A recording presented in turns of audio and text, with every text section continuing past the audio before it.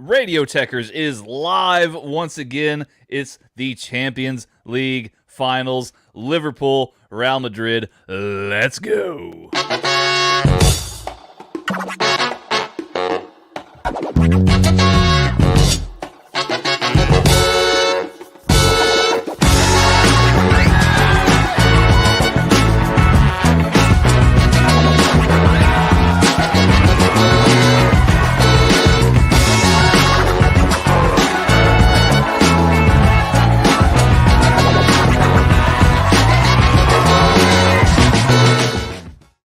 Alrighty, everybody. Radio Tekkers is live once again here. I'm Tanner, aka the Texas Gentleman, and I am joined by my two friends, my two brothers from other mothers, wearing the Liverpool kits here. Matt, the magnificent Matt Willis. Matt, how are you doing today? Kablam! I'm doing very well, thank you, Tanner. Maggie, that one's for you, buddy. I'm feeling a bit of deja vu watching that intro today, Tanner, because the picture in the intro is was taken at the Champions League final in 2018 where Liverpool lost to Real Madrid. So I'm feeling a bit of deja vu, I'll be honest. Yeah, we hope for different results here today. That is for sure. And of course, your tag team partner, Matt, from the Good Cop Bad Cop podcast, Graham. Graham joins us once again. Graham, welcome back. I think I might have got confused. Matt said if I wanted to come on and talk about the Big Reds game, I'd be welcome to. I thought we were talking about Vladimir Gutierrez and Alex Wood. I thought it was Cincinnati versus San Francisco on the mound. Yeah, I think I got this totally confused. I was wearing a wrestling jersey. I didn't have a Cincinnati Reds jersey, so I was like, okay, I think I've been very confused. Well, I'm sorry for the false advertising. It was definitely not an intention. But yes, gentlemen, Liverpool, Real Madrid, it's the big one. And to be quite honest, I mean, if you had asked me a year ago, there was not any chance that I would have seen either of these teams in the Champions League finals. But here we are. Matt, Real Madrid's journey to the Champions League finals has been full of twists and turns. I know obviously you support the opposition today, as I think all three of us do. We do. But, it's true, yes. But talk to me a little bit about Real Madrid. Well, Real Madrid in this competition this year have had more lives than a fucking cat. Yeah. Seriously, yeah. I've never seen that. I've turned into Mag, literally swearing. We're not even 5 minutes in, and I've dropped the F bomb already. It's okay though. It's passable here to someone in the world. It's fine. It is amazing how many times Madrid have been down and out in this tournament, and they come back. I mean, for context, they hadn't had a shot on target until the 90th minute of the second leg of the semi-final, and they still put out probably the most dangerous team in the whole of Europe. Mm-hmm. And I mean, we do need to mention, by the way, that kickoff has been delayed by 15 minutes. Oh, really? Because yeah. I had heard rumors of fans being stuck, not able to get in. Yes, so they've delayed it for safety reasons, make sure people can get in safely and things. They've learned from obviously bad things in the past. It's gives a perfect chance to do a bit more to fill for time, as it were. Anyway, when you're taking those, how, of course. Madrid, I mean, they've really put a lot of pressure on Benzema, but he's really come out the other end. I mean, he's scored, 45 goals this season? I mean, what striker does that in all competitions? Yeah, I mean, second most only to Robert Lewandowski. Yeah, Robert Lewandowski, obviously, when doesn't he have a good season? And Benzema, everyone said, can he do it? Can Madrid rely on him without Bale and Ronaldo? Yes is the answer. Yes is the answer. He backed it up this year for sure. And as proven, he didn't get a sniff of the ball much against Man City in the second leg, but he still got the job done. And they've just wrapped up La Liga, let's not forget. And they're not exactly to be trifled with. I just saw the delay come up, like you said, Matt. And looking around the stadium, though, it looks pretty packed. There's only a few seats that aren't full at this point. This is very true. I was thinking the same thing as it was showing the panning around sort of thing. So I'm just going to worth a quick glance onto Twitter for that side of things. Yeah. We do, of course, must make note, if you're viewing, wanting to view the Champions League finals here in the States and follow the game along with us, it's on Paramount Plus. If you're in the UK, as Matt is, Matt, where can you watch the game? In the United Kingdom, you can watch it on BT Sport 1. However, it is also available for free on the UEFA YouTube page and also on the BT Sport YouTube page, completely free where you are in the world. Huh. Well, I did not know that. It is free to. The finals are free to air of all UEFA competitions. Yes. Well, that's even though they are exclusive to BT Sport in the United Kingdom. That is pretty cool. It is a pretty cool thing to do for the finals. We got a glimpse there just now of the Liverpool crest over on the Liverpool end of things there. Kenny Dalglish, of course, had laid a wreath on the crest earlier today, of course, in memoriam. But since we're talking Liverpool, Graham, let's talk Liverpool. Liverpool's journey to this final has been an exhilarating one. Maybe not nearly as tough as the journey traveled by Real Madrid, but Liverpool have played every game on the any game that was possibly available on the calendar schedule up until now, which is wow. feat. I want to start at that point straight away. I nearly wasted this because I nearly mentioned it as we were on the pre-show, but Matt often likes to quote that fact as well. And I'm being devil's advocate, of course, which of course is the good cop, bad cop which thing. we can do because it's our thing. It's not copyright thing. It's our absolutely. Thing. I don't remember Liverpool appearing in the Charity Shield or whatever it's called right now. So they didn't play in every possible game that was available. Well, I mean, every game that was available to them. A competitive game. The Community Shield is not a competitive game. It counts towards those awards when they say like how many different things they have. They count the Charity Shield, right? I did only for David Moyes or Jose Mourinho. Let's face it. I seem to remember at the start when the draw came through that it was like, oh my gosh, Liverpool has like the toughest draw. There's lots of different possibilities that could happen for this. And then they went 6 for 6. It wasn't even. There was like time Liverpool's ever done it. Yeah. I mean, that's a great point that should be mentioned here too. Is that they were put in a group that had AC Milan, who are now the champions of Serie A. They had Atletico Madrid, who were the previous season's La Liga champions. And who else was in that group? Yikes. Does anybody remember who else was in there? We are showing some disrespect here, aren't we? Really? I'm really sorry if you guys can tell us who was. I cannot remember. I mean, just those two alone in your group is, it certainly was a tough. It was a tough group. I wouldn't have wanted to face Liverpool, Madrid, Atletico. That is. It was Porto. Porto was there, and I think Porto, of course. And then it was didn't Porto win the Portuguese? They always win the Portuguese league. It's safe bet. Just go with it, Tanner. It's a safe bet. It's 99% certain. Yes.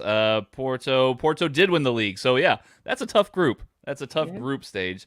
They went on to play Inter, who were last year's Serie A champions, and then of course.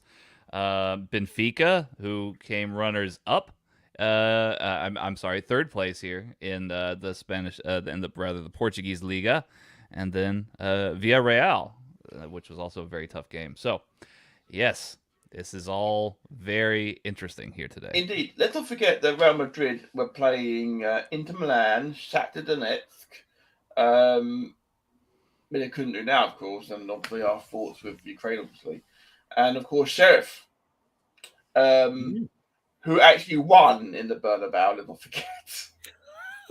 And it's the only game that Real Madrid lost in the group stage. Sheriff were in their first season ever in the Champions League finished third in their group. Went to UEFA League, Good for them. But I mean, it's been a fantastic Champions League. But now that the fans will be able to get back in. Hello, Sai from Chain Wrestling and SGP Words in the chat. I love it sound. Me being a Milan fan, they're now Serie A champions. Milan are not a great side. I've never heard of someone diss their own side when they've just won the league title. I've never heard that before. We often hear from our good friends Mags and Mr. Chris Harris when Burnley do well. They're like, we're fucking shit is what we get. We get on a regular basis in the chats or on the live streams. But that's usually when they've lost like 3 or 4-0. But not when they've just won the league title. Yeah. I think that while I disagree with Sai and say that that AC Milan is not a great side, they were good enough to be champions of Italy, which in this climate was not a very easy thing to do when you had Inter, who's doing very well. Napoli seemed to be on the ascendancy. Juve arguably had a bad year. They had a bad year, not up to their standards. But everybody else seemed to rise to the occasion. Lazio played well. Roma played well. Roma, of course, now the inaugural Europa Conference League champions, which is good for them, you know. It's the thing. Jose Mourinho absolutely rubbished it when he at the start of the season, and then celebrated like he won the Champions League last week, which is kind of a hypocritical thing to do, obviously. But at the same time, he's also trading on the fact that he's the only manager to have won every single major European final on UEFA. Although it's the first year it's happened, but he has won it. He's won the Champions League, Europa League, and he's won the Conference League. So credit is due. He's done it. Indeed. I could say historically, compared to the Milan teams of perhaps the 90s, then yeah, it's not as good as that team for sure. Perhaps if you're comparing it to teams in Europe as well, then I could think you could say, yeah, they won their league, but they're not as good as other teams within Europe. So I could kind of understand that. And fairly recently, I know they didn't win the league, but they did finish second. Manchester United last year were absolutely terrible. Even though they finished second, there was not one point in that whole year did I think that they were a good team. Constantly, I thought they overachieved, and that was finally reflected this year. But yeah, sometimes it goes like that. You can eke out those 1-0 wins, and that's what champions do. But you cannot be a good side. So I'm going to back you, even though everyone else is not. I do believe that it says, as I say, honestly, it's not a great Milan side, defended well after Christmas, and won many games 1-0. Its head of football is far better than which now when I was growing up. But the actual standard is lower. That's possibly fair. He also says far better as in more exciting attacking, but the standard of the teams is lower. I've got to admit, I was a bit surprised with regards to the Juventus, obviously loaning out Kulusevski, for example, and selling Bentancur to Spurs, both from Spurs. I mean, it's great work by Spurs to get a hold of those players, obviously. But at the same time, thinking like, Kulusevski is one of the hottest young talents in Europe. Why would you loan him out? Just real quick here, Matt. Yes, sir. And Graham, we are getting an overhead of the stadium here, and you can see where there's some of the ticket booths. And this is kind of where we're talking about the delays coming in. You can actually see quite a few. On one side of the stadium, quite a few Liverpool supporters still have yet to enter into the stadium on one end. My manager's there somewhere. Yeah, there. I mean, you can see some Madrid fans. He's got a ticket. He's just there. Yeah, they're just. It's very slow process, it seems. And there were reports that I saw on Twitter as well saying that there had maybe been some fights near the ticketing booths. Really? So yeah, really? some Does police. not surprise me. Some police harassment, it seems. So yeah. Unfortunately, it sounds very familiar. Unfortunately, Sai from the chat is saying, Uwe.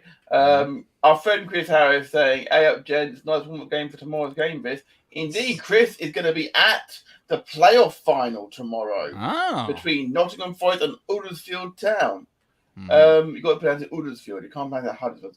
Uddersfield. That's how they say it there. Are they German? Is that why? No, they're northern. Morty from a Morty and Fitch podcast says, "Evening, fingers crossed for you. Thank you very much, Morty. We do appreciate that." Apparently, lots of Liverpool fans try to get into ground about tickets. That's how rumors get started, my friend. This is the thing. So we'll put you in timeout. Okay, that's brilliant. If you are joining us here for the pre-game, welcome to Radio Tekkers. Matt, Graham, and Tam will be providing you alternative commentary when the game starts. It's been delayed by 15 minutes. And then we will be providing alternative commentary for Liverpool versus Real Madrid from the Champions League final. Don't forget to like, share, and subscribe. Yeah, indeed. Well, let's have some food talk, because obviously there's some snackage that needs to be done here for a game like this. So let's have a quick commercial break, and we'll talk about some snacks.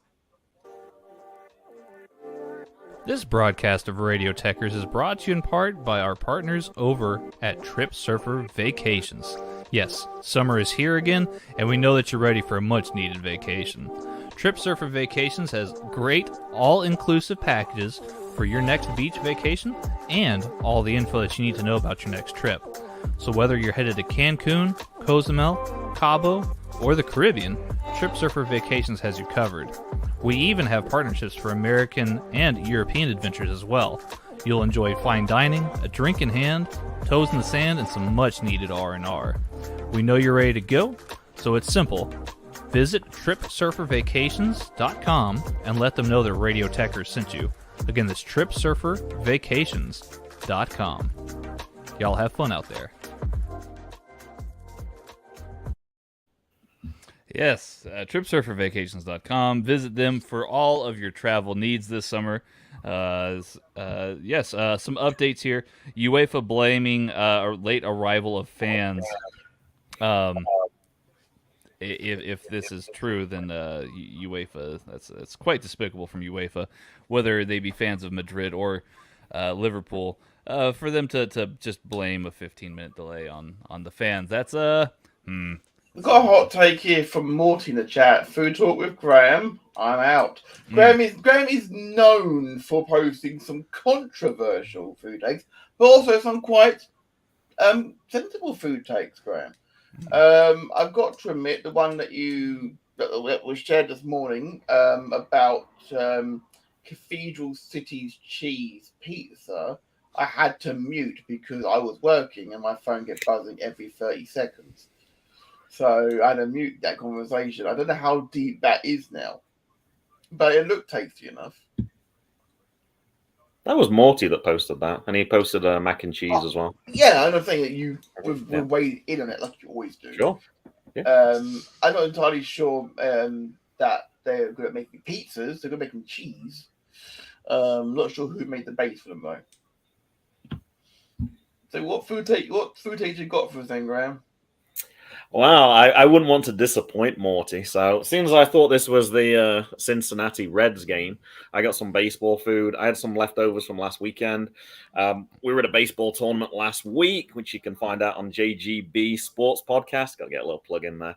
So I thought we've got to get some baseball food. So I got some peanuts, got some sunflower seeds, and had my bottle of Coke in the car. Then Jackson reminded me, he's like, you're going to put any peanuts in your Coke? I was like, oh my God, I totally forgot about doing that.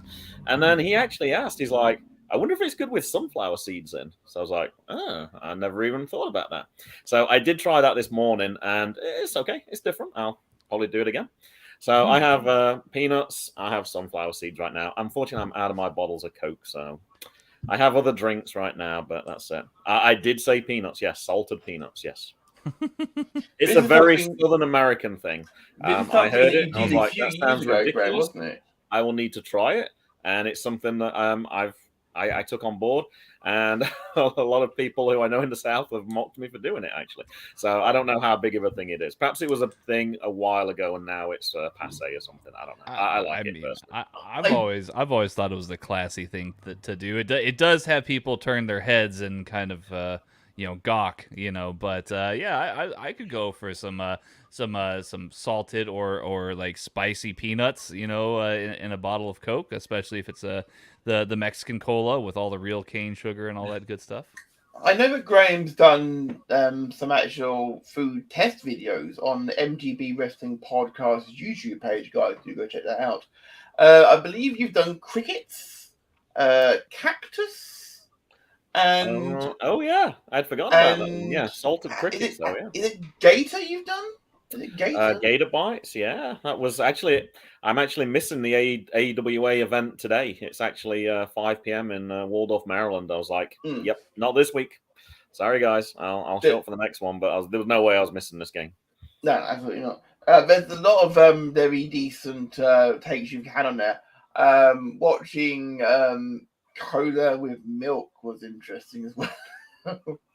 Watching Jackson happy to try, but Mason was less enthusiastic. I remember at the time. I think the last one was it was that Mountain Dew hot drink. I can't even think what it's called, but that one mixed with milk. Mason was not having any of that.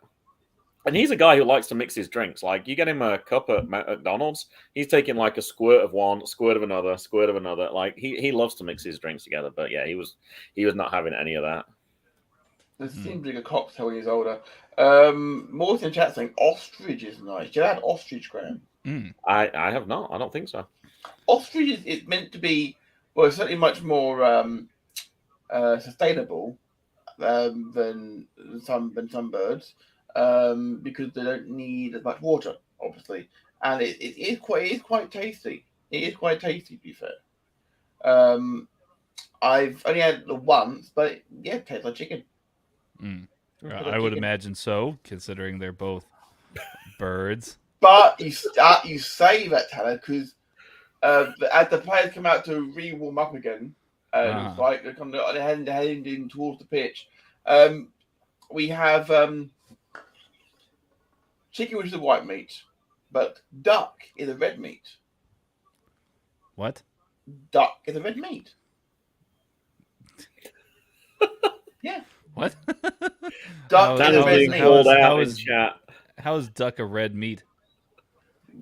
It's a red meat. And officially it's classed as a red meat, and so too is ostrich.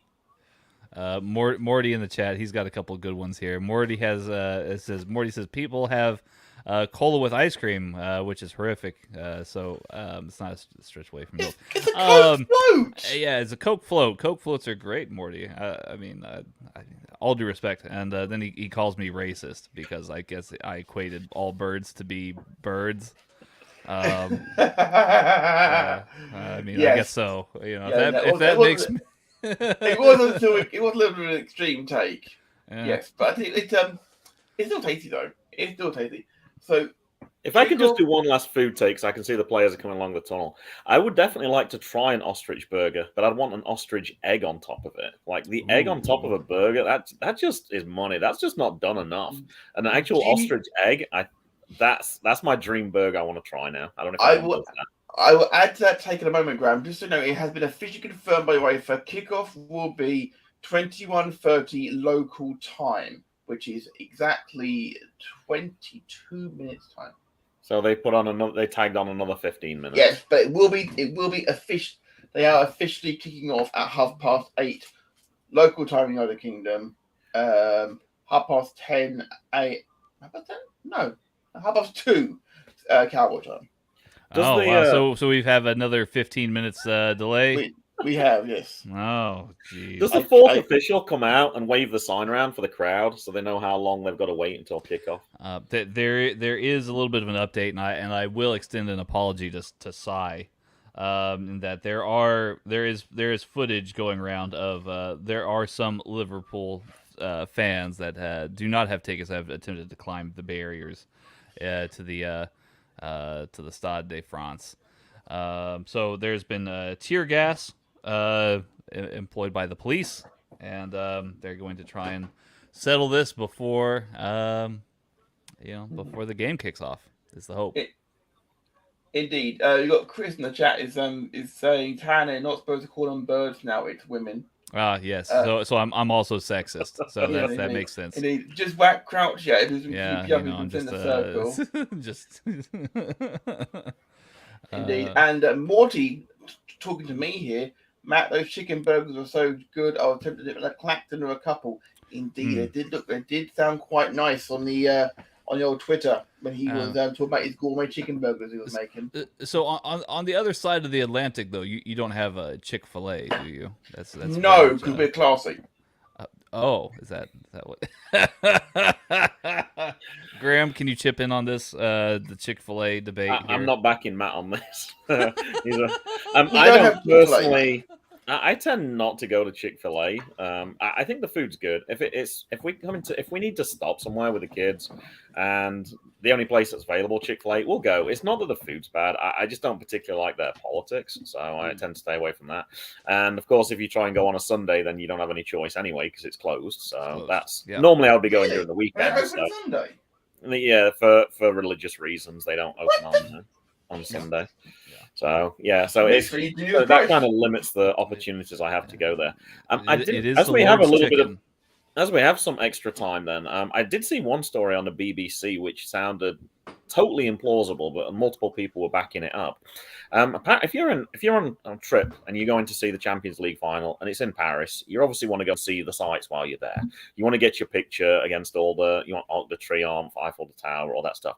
Apparently, they were issuing €135 fines if you're wearing any football outfit in those areas. Did either of you guys hear that story? Because to me, it makes no sense whatsoever. I have not heard any of those stories. Because people were knocking it straight away, going, that can't be true. And they were like, no, it's on multiple sources. The BBC were covering it as well. Like, that's ridiculous. Like, a dress code for an outside place? Like, how could you, like, if I'd have gone on a trip, I would have had no idea until somebody issued me a ticket for it. I don't even see how that's enforceable. Like, that's absolutely ridiculous. I don't think you can. I don't know, man. If you want to do it for the rest of the year, possibly, and it's your own country, you can do whatever you like. But I think if you're inviting people across to an event in your town, that's a little ridiculous that you would be doing that. Whether they enforced those fines today, I don't know anybody. I didn't see anybody post anything saying they'd receive that fine, but ridiculous. My American pride would kick in at that point and be like, I wear whatever the hell I want to wear in front of the Eiffel Tower, please and thank you. Well, what are you supposed to do? What's the alternative then? You take your shirt off? Yeah. I'm gonna carry it around. Off. Surely that's the less. The French do like having their shirts off a lot of ground. To be fair, I mean, and there is the F1 race. It's in Monaco. So there's Matt's plug for his one of his other podcasts. Right here on Radio Tekkers on an irregular basis. Chris in the chat is saying the best takeaways are your local scratchy ones anyway. The ones that trace the pigeon meat. Maybe. I mean, I had Taco Bell the other week and I got super ill. So I don't know. I haven't tried because I'm assuming you probably have then, Tanner. I've only heard of this through myth. The Taco Bell pizza is back, I believe. It is. People were very excited by this. Seasonal person that likes to post about pizza. I haven't actually tried that yet. I might have to do that this weekend then, perhaps. So Taco Bell, which is tacos, are doing a pizza. So it's not exactly what you think it is, Matt. It's hard shell, flat taco. With all the niceties of the Taco Bell ingredients that you all come to know and love. I don't know. We don't have Taco Bell here. You don't what? I can tell from the way you're pronouncing it. I thought it was just my mom that said that. I was like, oh my gosh, can you stop saying taco? It sounds ridiculous. And I was like, oh, it's just a British thing then. I guess it's a taco. Not a taco. It's a taco. Taco. You're closer to Spain than I am, and Yes, but tacos are Mexican. I guess that's kind of true, but tacos. So I'm going to guess then that the American person knows how you'd pronounce an American food then, or a South American food, more likely than a European. Actually, it's more a Central American food. Yeah, I'm surprised you didn't just say it louder just to prove your point even more. Tacos. I'm sorry, I speak English. Yeah, man. Yeah, I guess Morty there's is right in the chat. We don't have if we do have them in here, I say I haven't seen one. I guess you might have more of the tapas shops. Yeah, tapas. Tapas. We do. I've seen some tapas places in England. Yeah. What's your favorite tapas, Matt? I don't tend to have a lot of tapas. Mainly because there isn't one in Clacton. There really should be, but there isn't one. We've got Greek restaurants. Yeah. But that's not that busy either. I got some breaking news right here. Hold on. We have a thing for this. We have a thing for this. Hang on.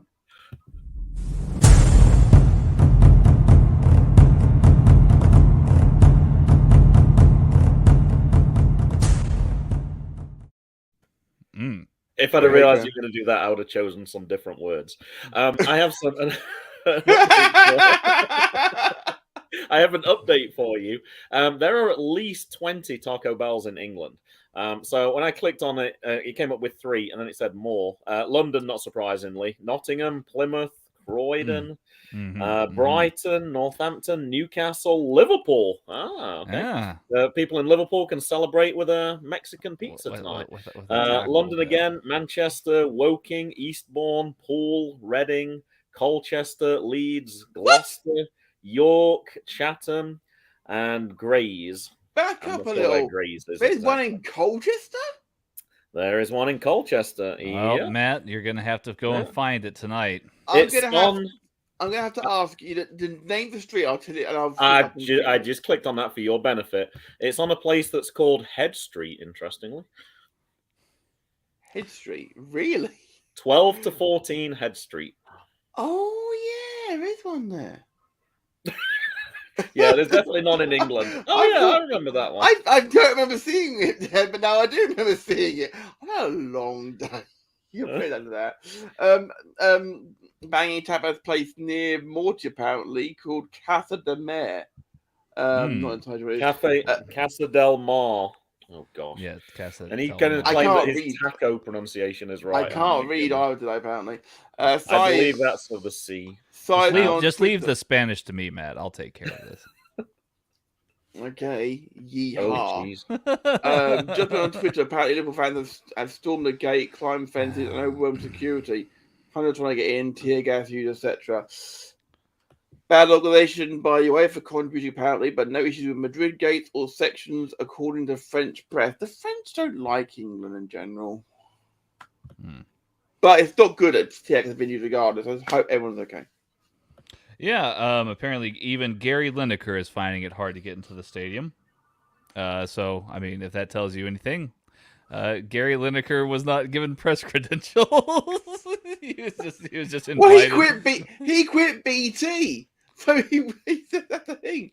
He worked for BT and then decided to leave before the pandemic started, ironically. And now he doesn't have right to be there. You also kind of have to question the use of tear gas being used by the French police here in this scenario. I mean, obviously, yes. If this is, that you have a bunch of fans who've probably been drinking for most of the day, trying to get into the stadium, even whether they have tickets or not. But at the same time, that's a harmful substance to use. It is, but not meaning to make light of it or anything, but the French police do like to use the old tear gas. There's usually a brazier involved, usually a union strike. And here now, actually on Peacock, we are seeing people at the Madrid side of the gates trying to break through as well. It appears. So this is bad organisation in general. So this is not just Liverpool fans, but Madrid fans as well. It seems. Yeah, according to Dan Griffin, our very good friend who is part of Tekkers, the ordering side of things, has said apparently Joel Matip's brother and his pregnant wife were caught in the tear gas. Not good. That's only rumoured, of course. So, but if that is the case, then that really sucks.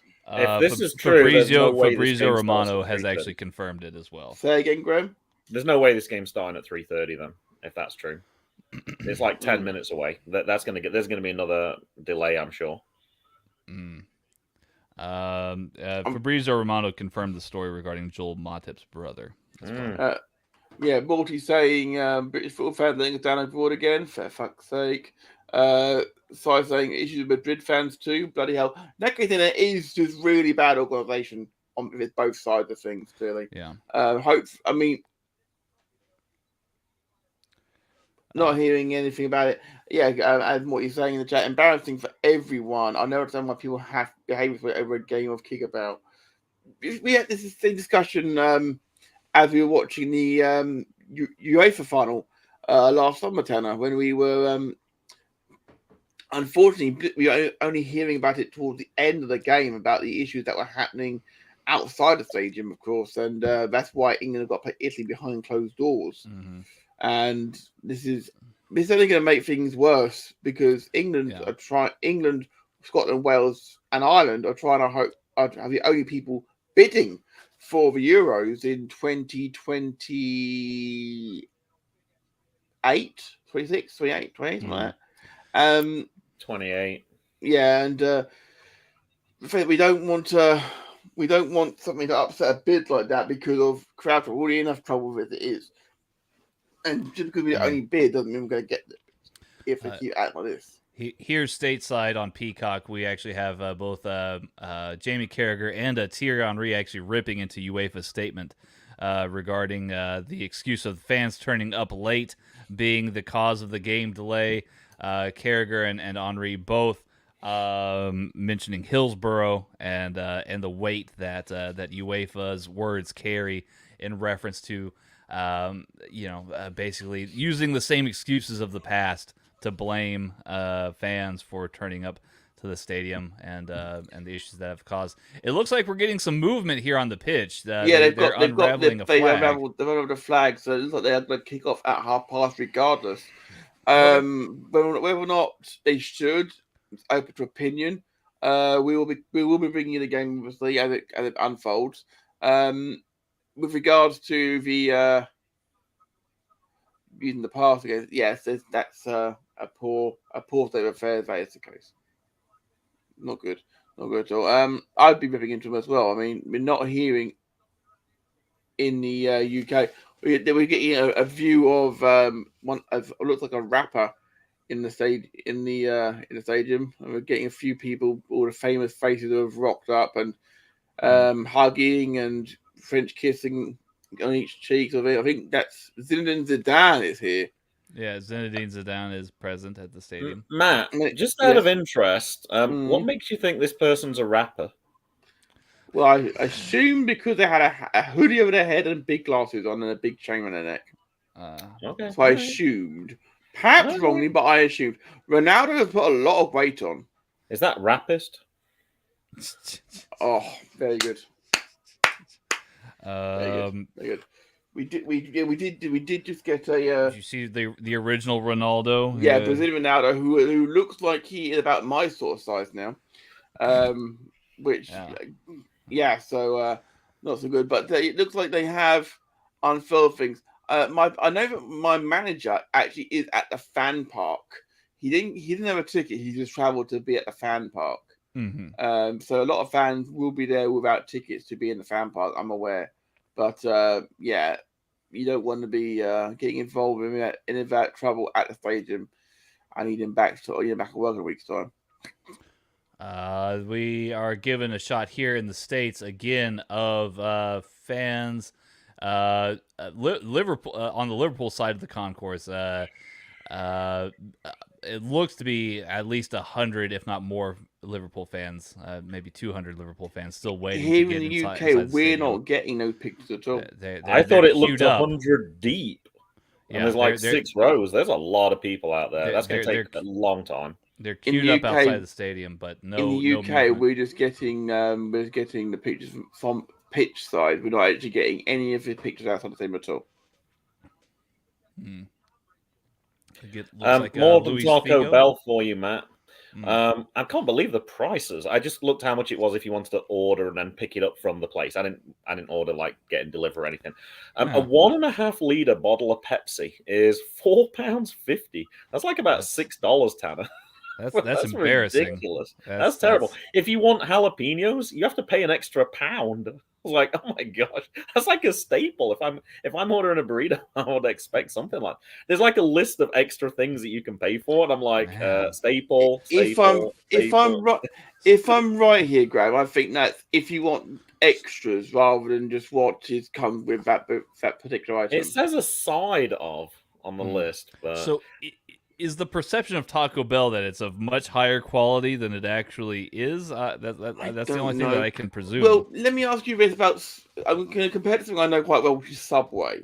I'm guessing in America, do you have you can get the meatball sub? You can get that one, meatball marinara. I love that sub. If you get that and it's that price, but if you want a portion of meatballs on the side, then I think it's like $1.50. I've never heard anyone order a meatball sub with a side of meatballs. No. I'm saying in general, you could order them separate from the sub. I've never heard anyone order a sandwich with a side of meatballs. Personally, Tanner, I'm gonna have to. I've not heard of that. I've not heard of behavior. I know that's for example, that's an orderable item, but I've never heard of anybody actually doing that. That seems to be. My wife orders her spaghetti with meat sauce with a side of meatballs. I can attest to that, but that seems like it's a rational thing to do. Your wife not coming to my wedding. That attitude of food. I mean, but that's all the same. Like, why would you order a sub with a side of meatballs, though? You could order just the meatballs as a snack, Tanner. That's what I'm saying. You order as a snack without anything else. You can order a sandwich. Get some jerky or some or buy a bag of chips. Since you're at the Subway, you should just buy the chips. Well, this is the thing, you see. I mean, I'm not saying that I do that. I'm just saying that because I used to live above a Subway, I used to know what they used to order because I know that it had that on. It's splattered all over the window.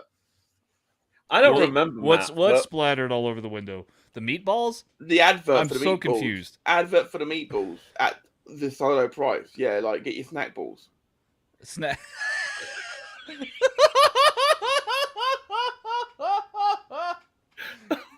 They do not have a sign that says snack. They don't anymore, but they did. They took that down? I can't imagine why. Yeah, I should really get some snack balls today. Matt, when we were at WrestleMania weekend, after our first indie event, and I remember you got a hoagie. Was that meatballs? It was a meatball sandwich we got from Blimpie. Yes, Blimpie. That was the name I was struggling to remember. A Blimpie I knew it wasn't sub. a sub. Mm-hmm. It was a Blimpie. Anyway, I got marinara sauce all over my face. I look like Heath Slater apparently. It was Heath Ledger you would get looking for.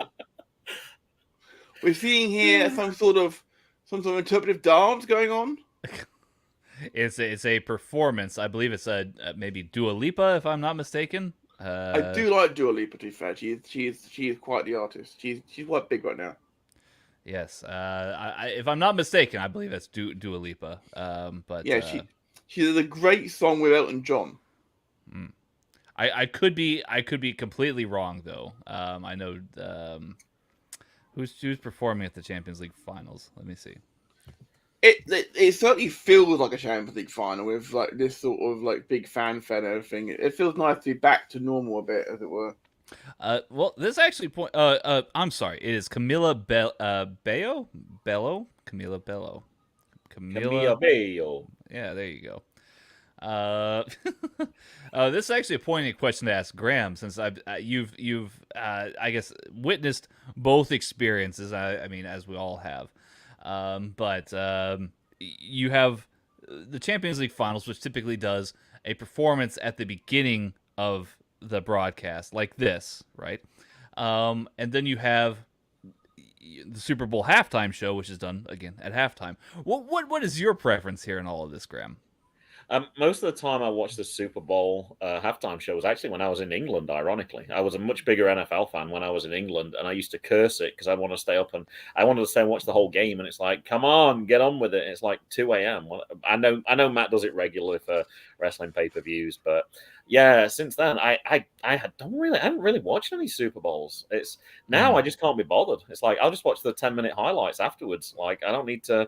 I'll hear everyone tell me what the best commercials are, and then I'll watch the best commercials on YouTube.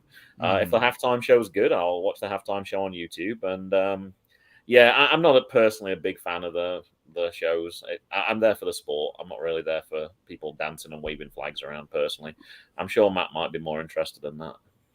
Lot of fireworks there. Lot of fireworks. Mm-hmm. Oh, Matt, the part I forgot to tell you is it doesn't look like you can get the pizza right now at Taco Bell in Colchester. Though. No, it's probably an American thing only. It's like you can get the double Big Mac all the time in America. You can't get that here at all. Uh-huh. For example, I'm surprised that the triple cheeseburger is still a thing over here. Why? Wow. Because it sounds like an American thing. I thought it was maybe like a gimmick thing. And it's still here 2 years later.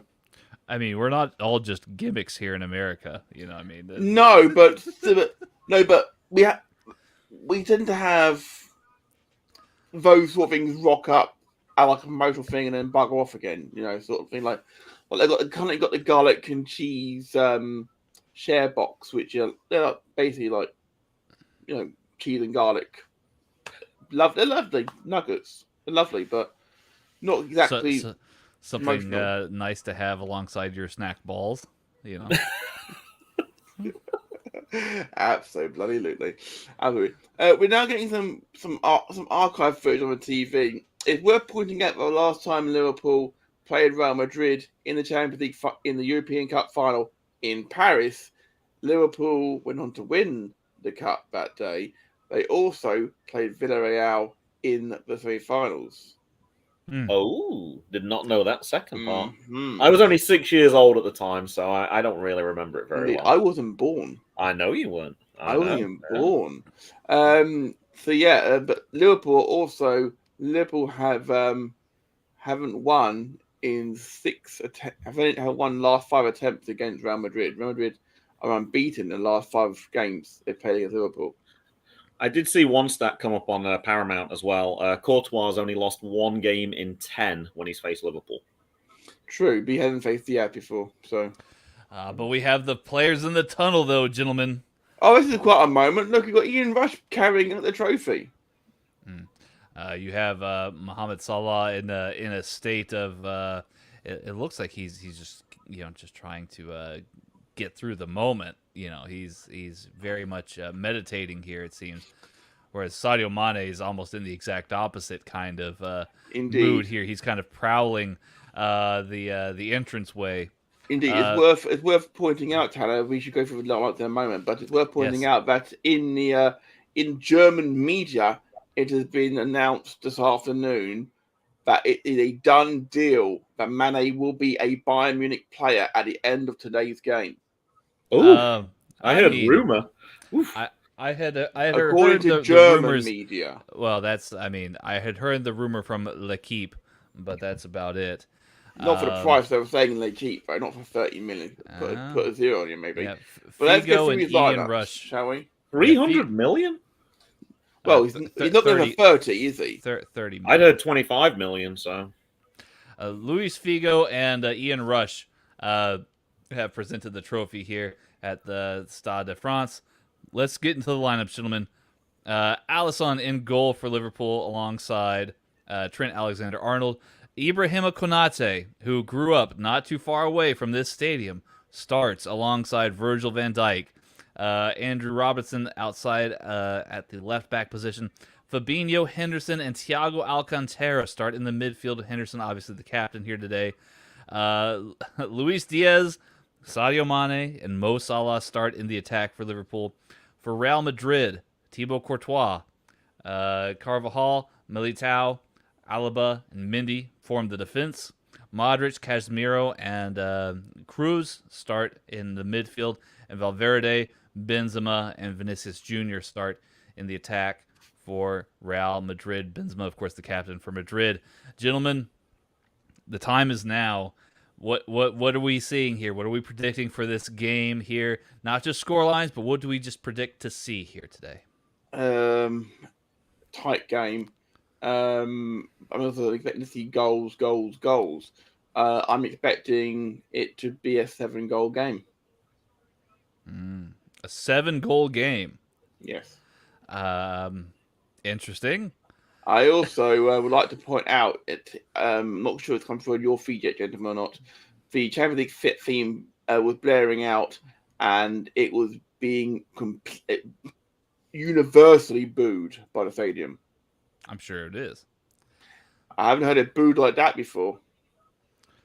But here we have the Madrid players alongside the referees and alongside the Liverpool players here.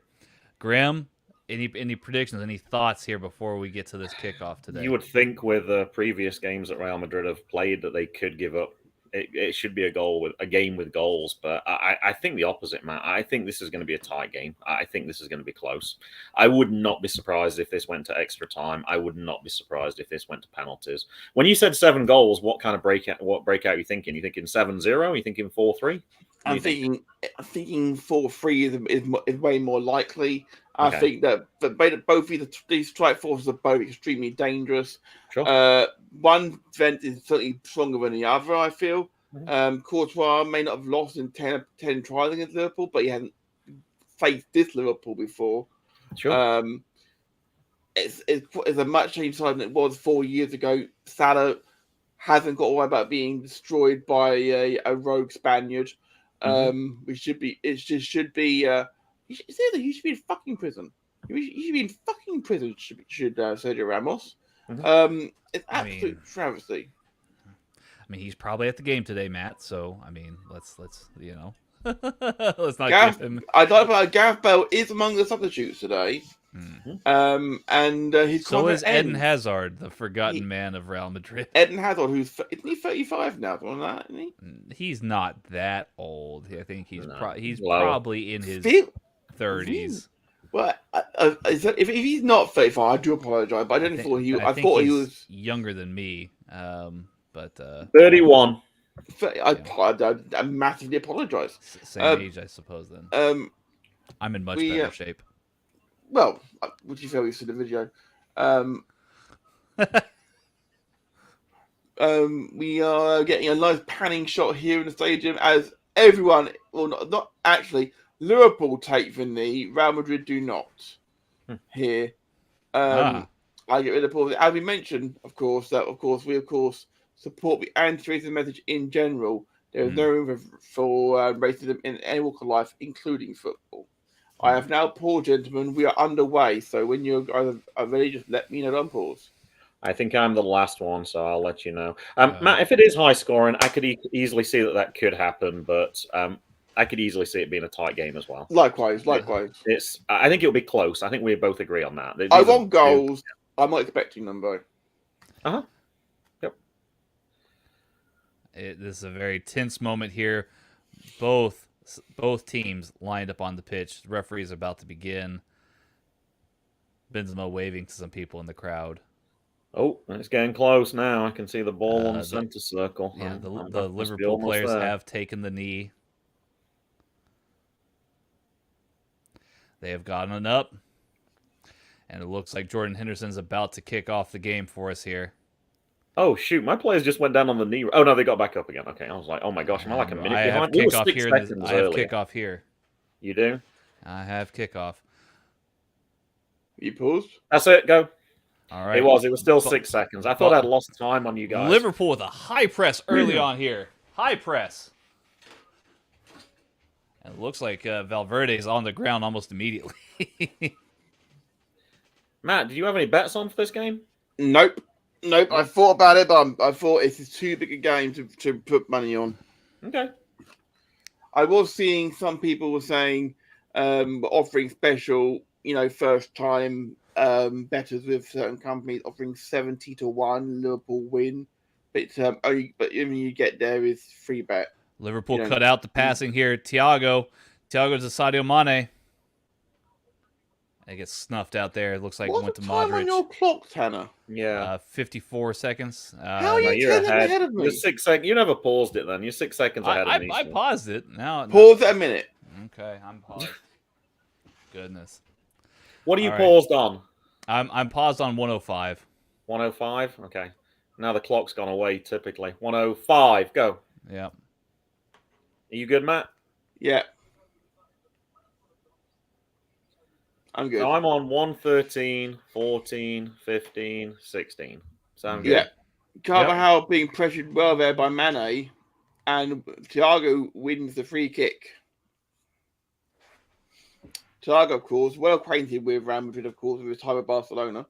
Yeah. Good player. One thing I did want to ask you guys, I know Salah said that he wanted to face Madrid because of obviously what happened 4 years ago. It's not the same team though. Like if Sergio Ramos was still on that team, I could kind of understand that comment a little bit more. You already talked about it's a much stronger Liverpool team than what it was 4 years ago. Is it really trying to make up for what happened 4 years ago with that specific team? Because that's the way that Mo presented it. I don't see it like that at all. Well, this is the thing, Graham. I was looking before the game started for the lineups from that game to actually try and compare them, because they are, in a way, they're quite similar.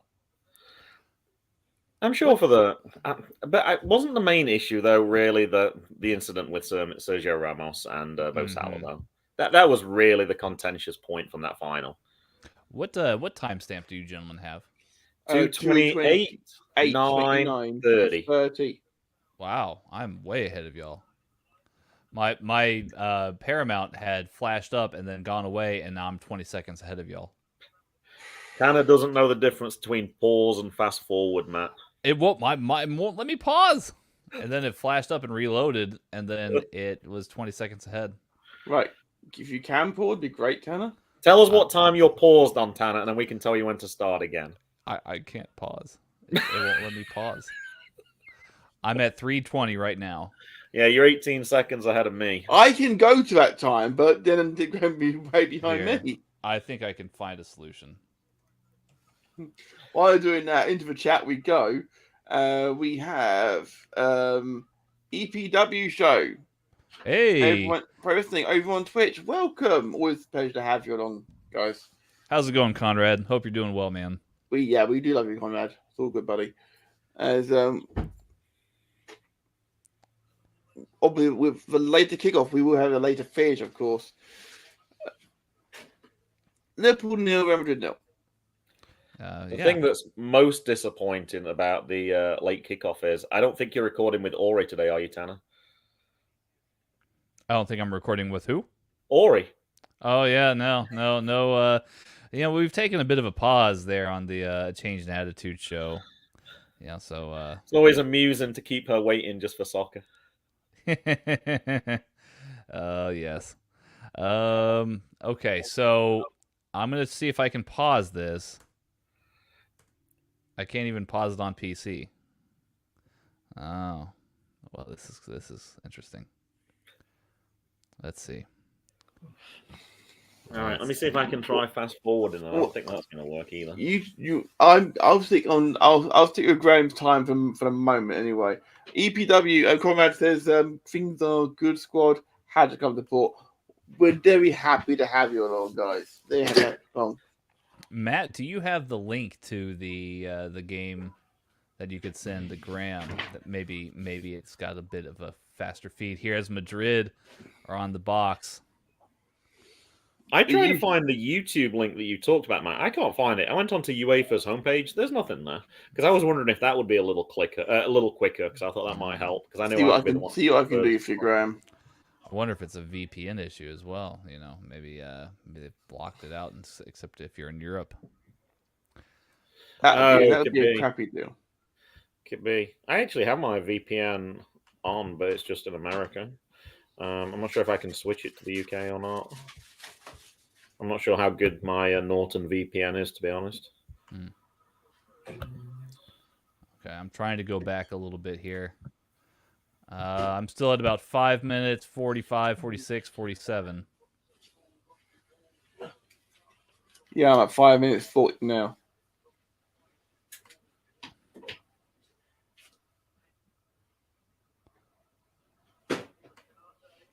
I don't know how I've got the fastest feed here. That's crazy. Fabinho. to Thiago, looking for space here. Liverpool applying the pressure. Thiago.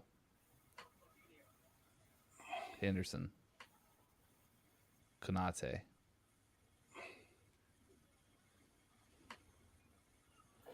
If worst comes to the worst, I can leave the feed. I know, Matt, you can catch up with Tanner.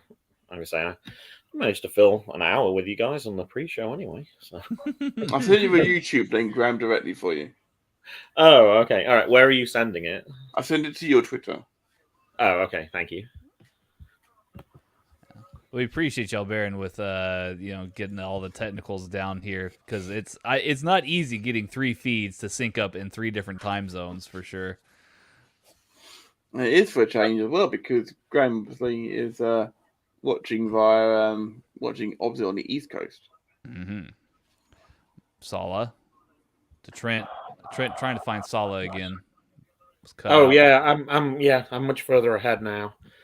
You're welcome, Graham. Right, what time is on your stamp, Graham? I'll work with you. I just clicked pause because I had the volume coming through, which I didn't want to happen. So, hold on, let me get back up to live. Let's see. What are you guys on? I'm at 7:30. Oh, I'm 45. I'm nearly 45 seconds ahead of you then. Okay, I just paused it when there's no clock. That's helpful. Right. 5 o'clock, Graham, and then I'll work with you. 45. I am pausing at 8:18. Okay, good deal. So Van Dijk on the ball, passes out to Robertson. Robertson going out wide to Luis Diaz. We're at 8 minutes right now here on the clock as Sadio Mane tries to thread through here. 8:02, 4, 5, 6, 7. You're not actually going to count 18, are you? That was a pretty big down. I'm going to try. Right now, 8:15. 8:21. How come you count up in ones when it was 18 seconds away, and then when you're 3 seconds away, you stop counting? Yeah, the clock went away. Okay, well, I'm good. I'm at 8:30. I'm about 2 seconds behind you. I'm exactly on. I'm 8:30 with you. I'm exactly the same time as you. Okay. It is Liverpool 0, Real Madrid 0. From some of the Stade de France in Paris. If you're just joining us, Radio Tekkers, welcome to alternative commentary of the delayed start to the Champions League final. Matt, Tanner, and Graham bring you alternative commentary. Like, share, and subscribe. Twitter, Facebook. We've got all these things. You can find us on all these places. We'd love to have you along for the start of next season as well as we wrap this season up today. Yeah, big stuff. And thank you to everybody as well for helping us over the line to getting over 100 subscribers. And we could keep going. We're still going. We keep going. What's up, Graham? You head in your hands. Okay, so I tried to stream it to my TV, and that went wrong. So now it's paused on my screen. So now I'm totally screwed up again. Mane. So I can either watch the feed or I can watch you guys. Salah. Close here for Liverpool here as we're edging towards the 10th minute. It had gone out of play. It wouldn't have counted. I'm going to pull the game up on my phone, and I'm going to leave the screen with you guys so I can see you. Oh, actually, I should do it the other way. Oh, I can't. I don't know how to get the other way around. I'll do it this way. That's fine. Yeah. It's all good, Graham. Van Dijk heads the ball back to Alisson, who distributes quickly to Robertson. You are not kidding about the quick throw. Taffarel's in Thiago. What about Thiago? It's a little bit long for Luis Diaz, who applauds his Spanish teammate. There's a little bit quick there from Thiago. I don't know if Thiago Alcantara, who is probably one of the best players that ever played for Liverpool. Yeah, Thiago Alcantara is an amazing player. I'm fully aware of my hypocrisy here, by the way, as well. Last season, I was very critical of Thiago, and I have to feel for last season he really was not his best. But as he wasn't fit most of the season, he had COVID, he had injuries. I stand by last season. He had a bad season, but But this season, he has, despite having injuries, he's done very well. You'd think somebody who had COVID twice would have been a little bit more sympathetic, considering how much of a bind it was for you, Matt, and how you've told us how bad it was multiple times. You'd think that you would probably be I had it worse than most. You had it worse than Thiago, or is that the road that we're about to go down? How can we scale that? Well, he's in much better shape than I am. Throw in The here worse for shape you Liverpool. are, the worse shape you are in certainly isn't a good thing, obviously.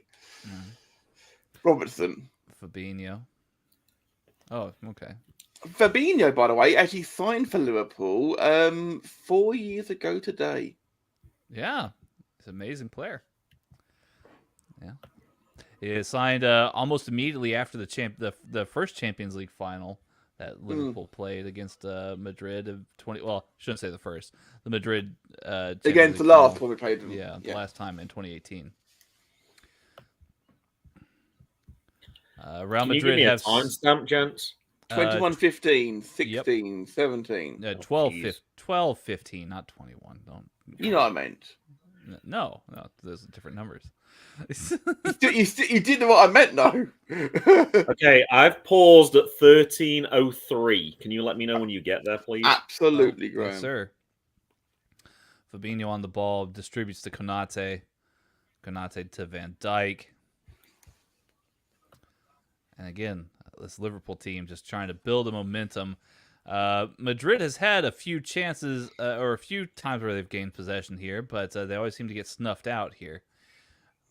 Liverpool engaging the high press here into Madrid's half. Can Madrid cope with his Geigen press for the entirety of the game? And the ball fires Luis Diaz here. 13:08, 9, 10. Can you tell me when it gets... Do you guys realize 13:08 is after 13:03? Like, Matt, I know your math skills are terrible. Tanner, I'm at 13:20. I apologize, Graham. I was invested in watching 25. the game. Probably close to 30 now. Hold on, I got to refresh my screen now. Do that, Graham. I'm sorry, Graham. It's my fault. I apologize. It's entirely my fault. But hey, you've got good snacks there, right? Got them good snacks. 13:43, 44, 45. I can't even get it to play now for some reason. Oh man. Nothing's going. It's not refreshing for some reason.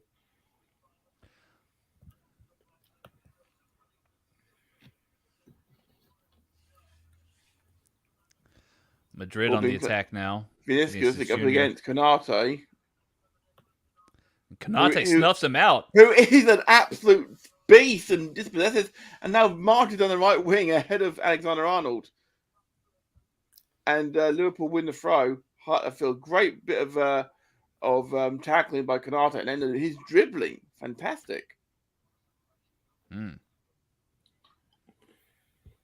then he leaves Vinicius behind completely. It's fantastic watching the replay of that. Diaz. Fabinho.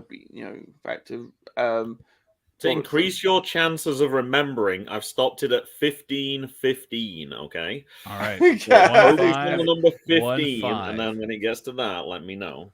Okay. Salah to Henderson. I feel attacked, but rightly so. To Salah. Salah looking for the thread here to try and get some more inside play. Ball goes all the way back to Alisson. We're at 15:08, 9, 10, 11, 12, 13, 14, 15. Perfect. 16, 17, 18. Third time lucky.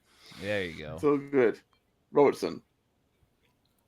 Thiago picking out. Thiago looking for Henderson. And finds the head of the captain.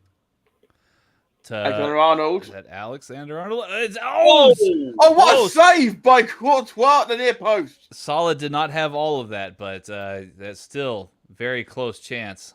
Was that a save or the post? It was a save, I think, yes. Okay. I need a replay of that, probably. Mane. Salah. Mane to Diaz. Carvajal make the block. Robertson. Thiago, go for goal. It was patted down. patted down to the ground by Thibaut Courtois, former Chelsea goalkeeper. Which is the replay now. Oh, It got down quickly because those thought ones that can sneak in and be quite embarrassing. I've seen them happen. I had a trying to split track screen. Viscous. I have the split screen with you guys and the feed, so I could try and see what's going on, but I can't see the screen as well. So sorry, guys, I can't see you. So if you're giving me the middle finger, Matt, I'm not going to know this time. Okay. Don't worry, it's all good, Graham. I can hear you, which I think is the main thing for an audio podcast. There you go.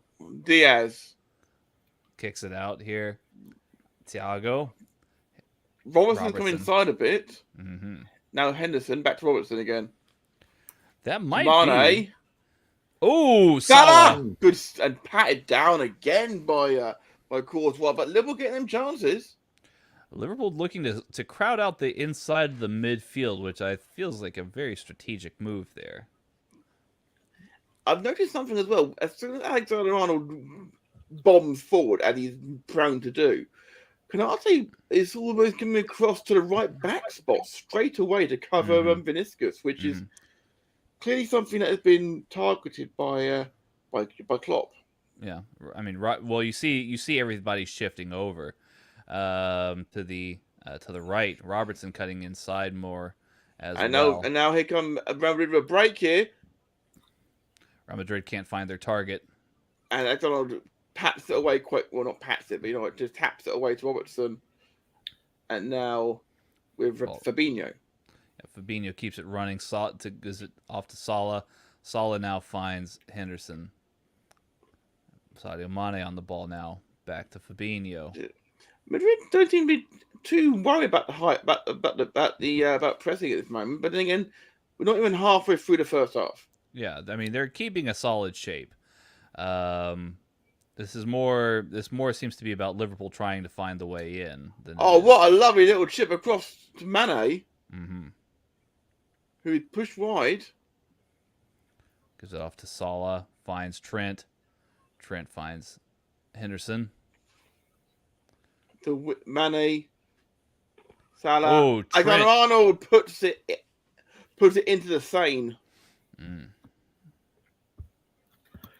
I think, to be fair, I think that Real Madrid are going to be quite happy to keep it tight and then try and get on the counter-attack. The way they had the ball there behind Andy Robertson, I think that's probably their game plan. If they can get Trent up there and Andy Robertson up there, you got to try and hit them on that counter-attack. Because it looked like it had broken down. It was going back, and then suddenly it just accelerated quickly up the field. It didn't look like a typical counter-attack. They had the ball. It's just that they couldn't get it out of the defense to begin with. So this is the case. Valverde and Vinicius are extremely quick players, and Benzema is the elder statesman nowadays of the Madrid lineup, but he's still got the afterburners when he needs to use them. And there's Toni Kroos, who seems to have never aged a day, the Peter Pan of the Real Madrid midfield, and Luka Modric. I mean, that man. One of the best players to ever play for Tottenham, in my opinion. Probably. Are you saying Luka Modric has aged well, Matt? Yes. Why do so many people compare him to... I know Tanner's not going to understand this reference at all. Why do so many people compare him to Gail Tilsley, then, from Coronation Street? The hair. Man, that was and the it hits post. the post. It hit the post, and the rebound is gathered by Courtois. That was lucky that didn't rebound off him. Watching the replay here. The goal. He saved it onto the post. He did save it onto the post. Courtois with a fantastic save. Credit is due. Watch the rebound, though. That could have easily hit him in the back and gone in the goal as well. We've seen them happen. We saw it happen. We've seen it happen at World Cups. Alisson's come a long way, and Konate's like, nope. No chance. We are not having a carrier today, he's saying. What is your timestamp as of right now? 20, 47, 48, 49, 50. I'm going to pause mine for 1 second. I'm a little ahead of you, Matt. There we go. I think that should be better. replay of the GBH on Sadio Mane.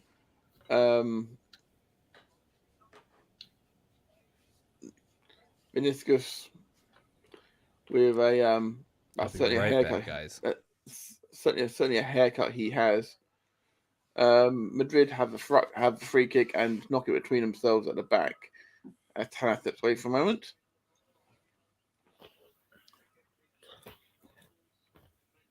I think Tanner's gone to put a quarter in his internet connection meter.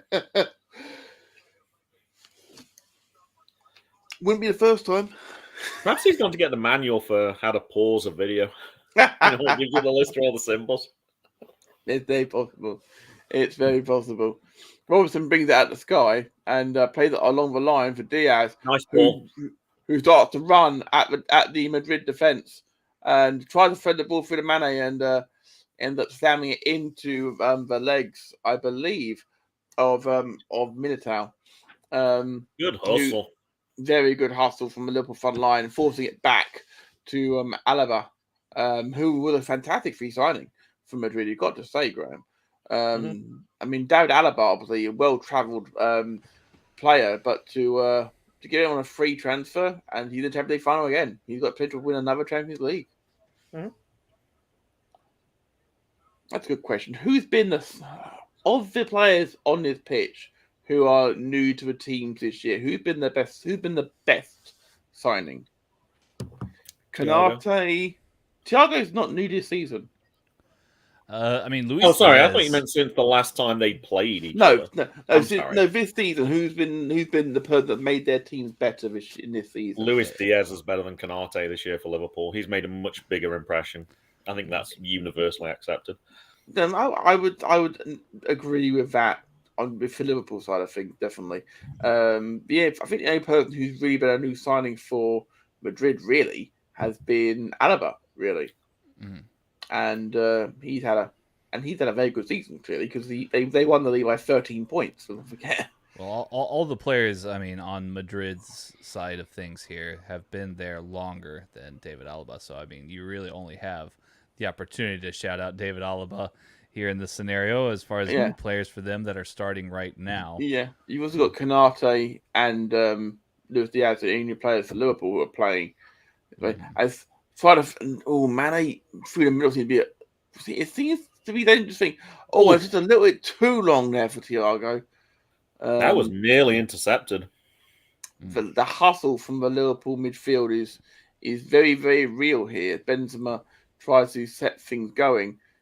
Canate watching the French international very, very closely. Robinson comes across to Valverde, who had to volley it back to Carvajal. It did look like the answer to your question, Matt, was going to be, depending on whether you said played in this game or assigned for the team this year, that it could have been Mbappe. That would have been a heck of a free signing. Well, yeah, Mbappe has confirmed he is signed for a new. He stayed with PSG. Yeah, but absolutely. It did look like. And Alisson had to pick one out of the air before Benzema could get to it. Have to keep alert. It's a good cross from Vinicius, but Alisson wasn't going to make sure you get your fundamentals right, and you can usually get most of the job done. Van Dijk backed off. He knew that was going to Alisson. I don't think there was any danger there. And pass out to Robertson here. Madrid try and put a bit more pressure on now in the last 5 minutes. 25 minutes gone here at the Stade de France. Diaz. He would run and run and run. And just goes out, it looks like. I do love, I do really, really enjoy the energy that Diaz brings to that front line. Mm-hmm.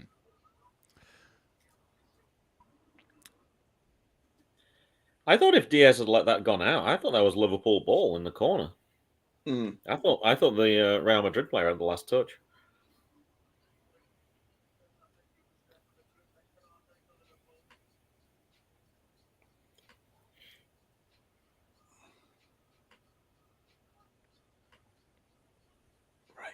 Just click a few buttons.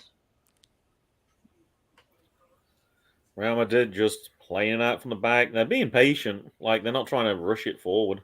Mm-hmm. If it's not there, they're just going to keep possession. Try and frustrate Liverpool. Ball being played long. Robertson comes across and hooks it out of the air. But But still Madrid.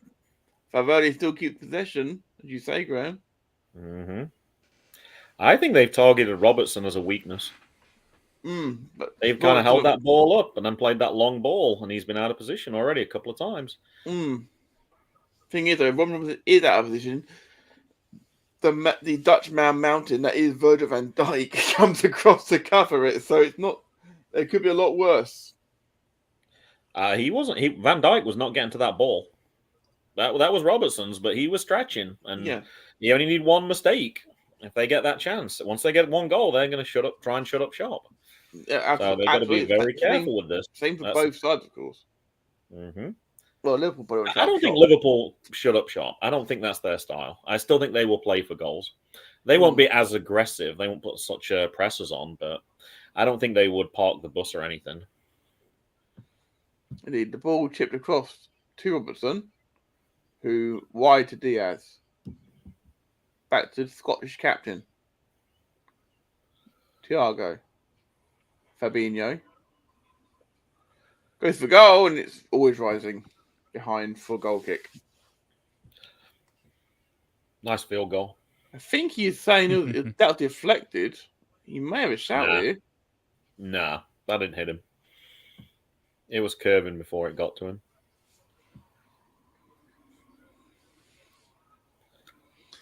Carlo Ancelotti is the first manager to make 5 European finals. All of them being Champions League, all of them being the main one, rather than being the Europa League, etc. But with it, he's the first manager to all his finals be the big European Cup final.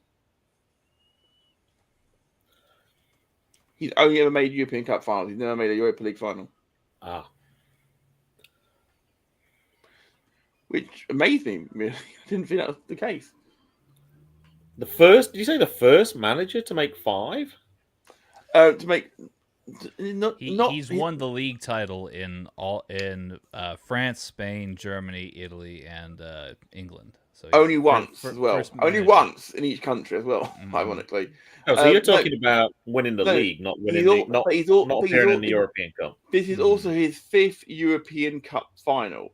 Every other manager who has got 5 or more has got there by having more than just the European Cup / Champions League as in finals, like Europa League as well in there. All of Ancelotti's are Champions League finals, which is quite an achievement. I think it means he's never set for second best.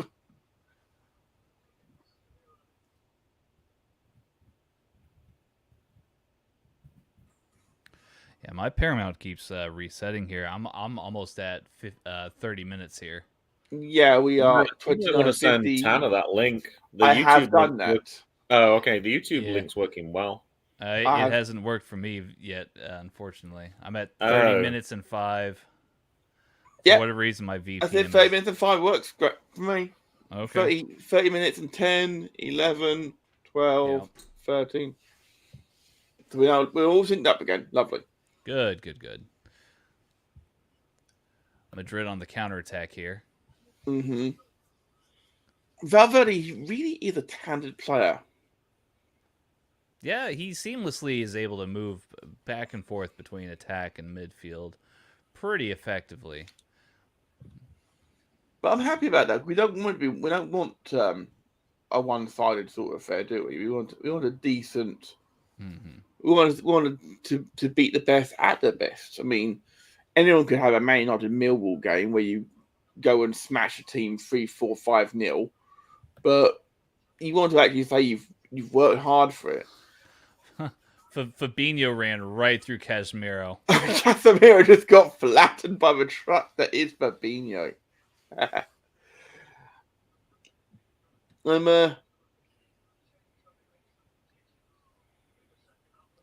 Of course, there's 5 subs available, of course, in the Champions League final, as there will be in the Premier League from next season, of course, as well.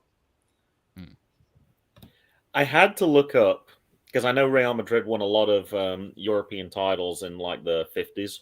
And I was like, I'm sure perhaps one of their managers must have managed to get 5 as well because they were like, they're not appearing in minor European title championship matches because there wasn't any in that era. And the rate they went through managers is absolutely ridiculous. So 1953, they had a manager who won the La Liga. 1954, they had a different manager, 2 La Ligas, 2 European Cups. They got rid of that manager in less than 3 years for somebody else who won a La Liga and a European Cup. That guy didn't even last 2 years before the next guy came in. Like, that's a big turnover for that level of success. That's absolutely ridiculous. Now, it might be, and I don't know, that manager died possibly, and they replaced for that reason. I haven't had a chance to look that up, but that's a pretty big turnover. It's possible. Or it could be that Watford's ownership owned Real Madrid at that time as well. What, too soon? Oh, goodness. Hodgson should not have come back for that job this year. I said that at the time. He should have stayed retired. Came back for that big payday and then didn't even finish out the season. Lazy bastard. I don't know who the current Watford owners are. The only Watford owner I know would sound kind of Italian. You could go with El Tone John. Oh, very good.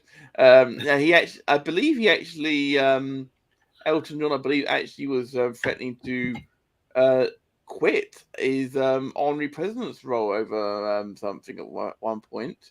He didn't, I don't think. But I think it's the Pozzo family, Pozzo. I could be wrong there. That's what I think it is. If I'm wrong about that, I apologize. I expect the chat to correct me or Tanner momentarily. Well, let's dig into it here. I do know that it's the same people who own the Udinese. How did they do this year, Tanner? Did they go down as well?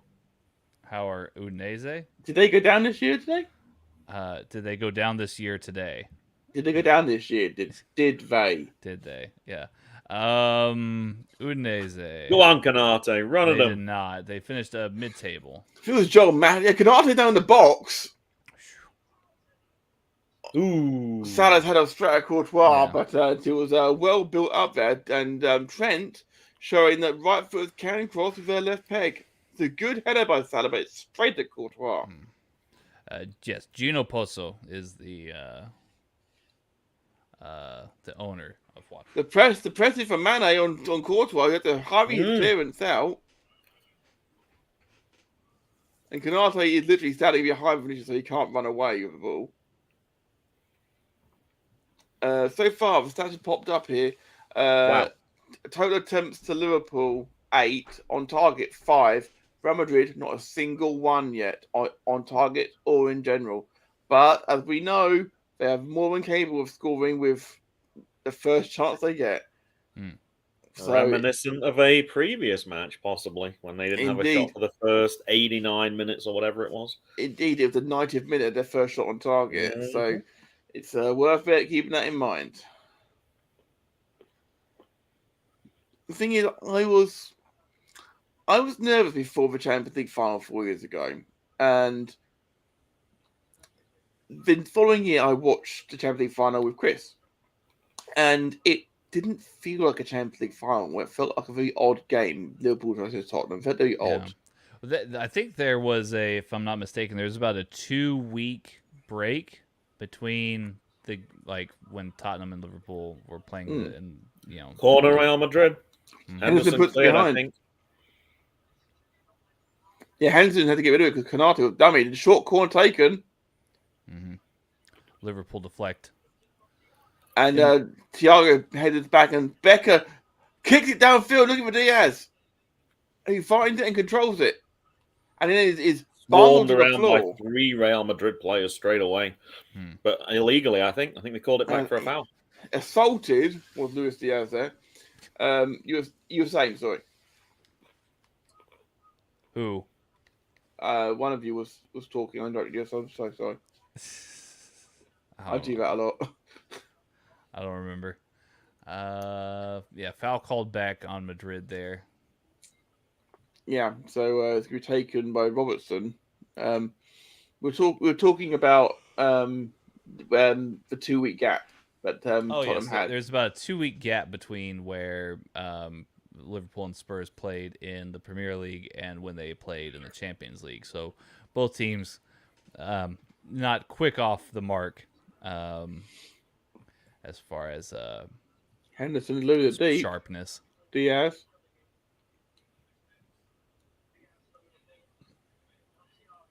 It did feel weird in general because Liverpool played the Champions League final on the 1st of June. It was very muggy, very hot day, and the players were exhausted for most of the game. But it didn't feel like it didn't. It just felt really weird. And Diaz went down. Ref said no. But I've got to admit that I was nervous this afternoon about this game.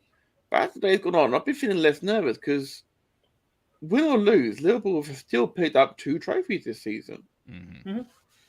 I mean, it could have been a quad. It could have been, but I stand by my belief here that the quad will never be done. I mean, you never say never, but they've still- certainly. Canard there assaulting Vinicius, but Vinicius is up on his feet and no foul given. And then Alexander will give the ball away to him again. So if Liverpool had been in the Community Shield, then perhaps they could have got the quad after all. They could have had the cup double, the Champions League final. Are you suggesting, Graham, that we could have gone for it could have been the quintuple? I mean, they will be competing in the Community Shield later this year against Manchester As City, the FA Cup winners, of course. Mm-hmm. So next year, then they'll actually have a chance to play in every possible game. Would you say every game that was available to them, Graham, they did play? The only reason it wasn't available to them was because they didn't qualify for it. Yes, that's same. You like could say Graham, that for almost. I'm trying to think. No, actually, you can't. I was going to say you could almost say that for Burnley, like they qualified for every game they could play in because they played the whole Premier League season, but they didn't win the cup, so no, they didn't get to a cup final. They got to the cup finals. They got to doesn't everything quite work. Final. Doesn't quite work. Yes. It's like I had a good friend who came across to North Carolina to teach at the same time that I did 20 years ago, and he actually emailed me today, and the subject of the email was squeaky bum time. And I was like, no, not really. Like, if they lose, they had a double, they finished second in the league, they came runners up in the Champions League. That's like a really respectable season. That's a great season, isn't it? Anyone, most teams would bite your hand off for that. Of course. I mean, Man City would bite your hand off to have a chance in the Champions League final again.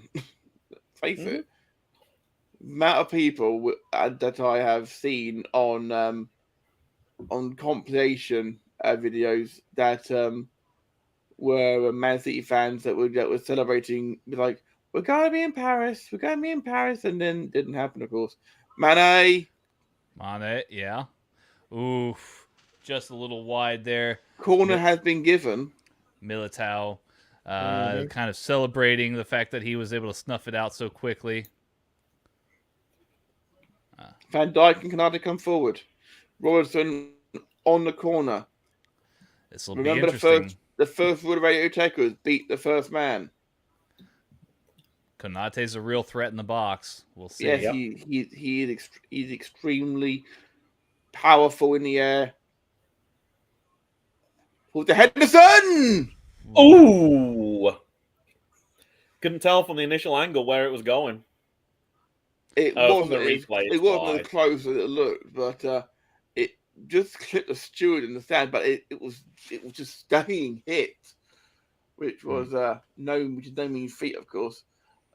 We into the chat we go. Rob, UTT Rob is in the chat saying, "Evening all. Hope everyone's enjoying the second biggest game in club football." Is that because you're an Huddersfield fan? There, young Robert.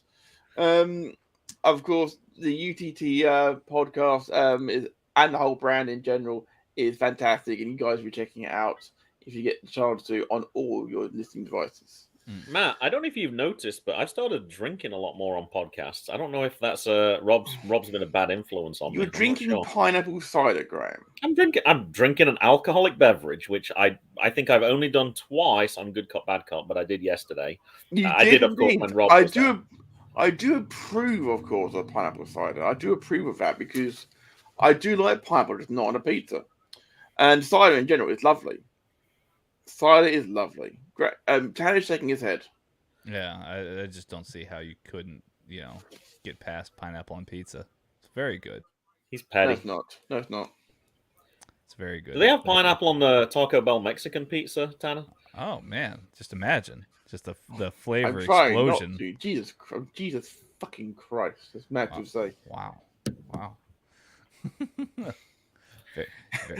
That's one of my very quickly. That was one of my highlights of the season as well. Was during the Liverpool Man United 5-0 game when Naby Keita scored, and he's like, Liverpool scored it, and who scored? And me and Tanat both said at the same time, it's Naby Keita, and all you heard was Mags go was, Jesus fucking Christ.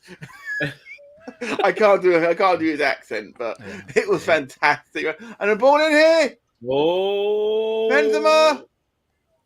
Allison went down. Allison. Oh no, he just bounced. Oh, it's bouncing around. The flag has gone up though. There was a pinball incident there. They were so close to being able to grab it, and it just kept moving out of range. It was kicked out of Allison's hands. Replay comes in. Benzema brings it down very well. Dummy Robertson. It's half saved, and then Konate kicks it away from Allison. I don't see any problems there. Robertson. Oh, was it off his hand? He was offside. You see. I don't think he was offside. No, Benzema, because when the ball comes back to him, when it comes back to him, because it's touched by a Madrid player. Mm-hmm. There was not another Madrid player that was on the line or ahead of Benzema. Oh, hello, VR is consulting it. It'll be interesting. Well, if it is a goal, it will have been 4 hours and 13 minutes that I've been on Tekkers before the first goal was scored. 0-0 England, Scotland. If the case, yes, Van Dijk is in front of Benzema. So technically speaking, yes, that would be offside because you need two players between the player and the goal.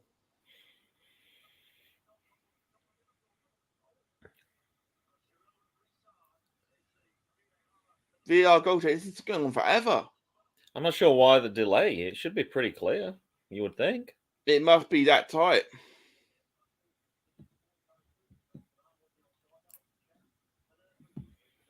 According to Peter Walton, they're checking both the provisional ball and the second one. Madrid are confident this is a goal.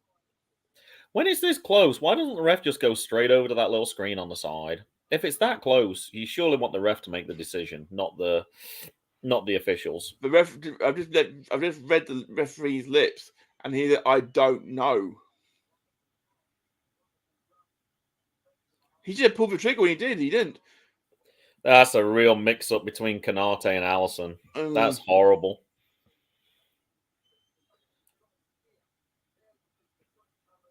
Oh, that's awful to watch.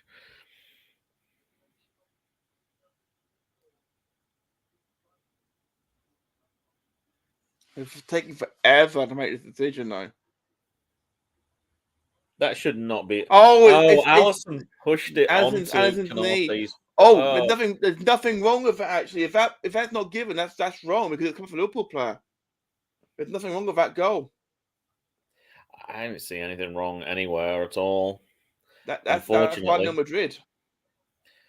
Unfortunately.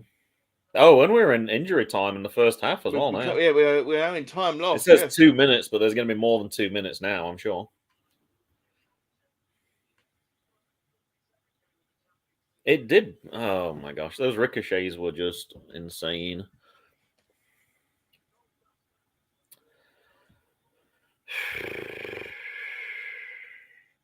Real Madrid fans are celebrating. Liverpool fans are very quiet. I think they agree with your assessment, Matt. I think this is a goal. Offside given. Wow.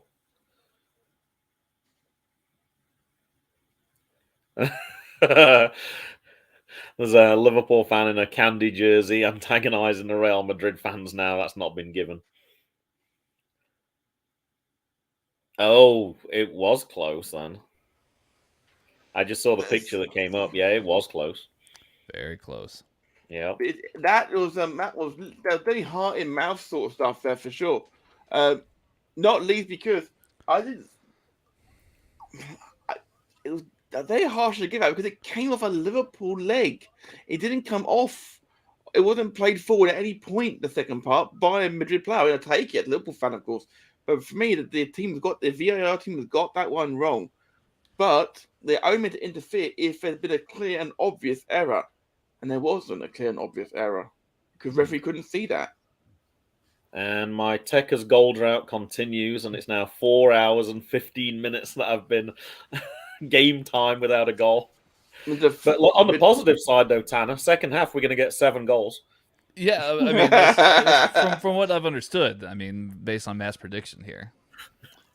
They're also showing, apparently, Graham, over here, they're showing the National League promotion final between Chesterfield and Mansfield, I believe. If that's on... no, Mansfield played today. Mansfield lost. Oh, sorry. It's, I think, Solihull Rangers, I think. Yeah, Solihull Moors. Solihull Moors, thank you. Mansfield game was on ESPN Plus, so I actually was going to have a game of... you were loving that, weren't you? To be honest. That's what I had in my head. They went down 2-0, and then they had a player sent off, so they were down to 10 men with still 60 minutes to go in the game. They were lucky to only lose 2-0 for the final score in the end, but not a good result for the Stags. But I'm hoping that Chesterfield game is also available on YouTube. I've got my fingers crossed. I have tried to Google today if I could watch it in any way, and I couldn't find any way I could do so. Half time is Liverpool 0, Real Madrid 0, but I've got to say, I don't think it should be. I think it should be 1-0 Madrid. Are you guys listening to the commentary at all? No. I'm not either. I was just wondering if there was anything from other people who were saying what their thoughts were, if they're agreeing with Matt's assessment. From closed captions, it seems as though it was more or less, that the error had to be clear and obvious for it to stand. I think we need to just calm things down and pay some bills, Tanner, quickly, don't you? I agree. So I mean, I know after all of this excitement, I'm going to need a vacation. Why don't you hit up TripSurfer Vacations? Indeed. This broadcast of Radio Tekkers is brought to you in part by our partners over at TripSurfer Vacations. Yes, summer is here again, and we know that you're ready for a much-needed vacation.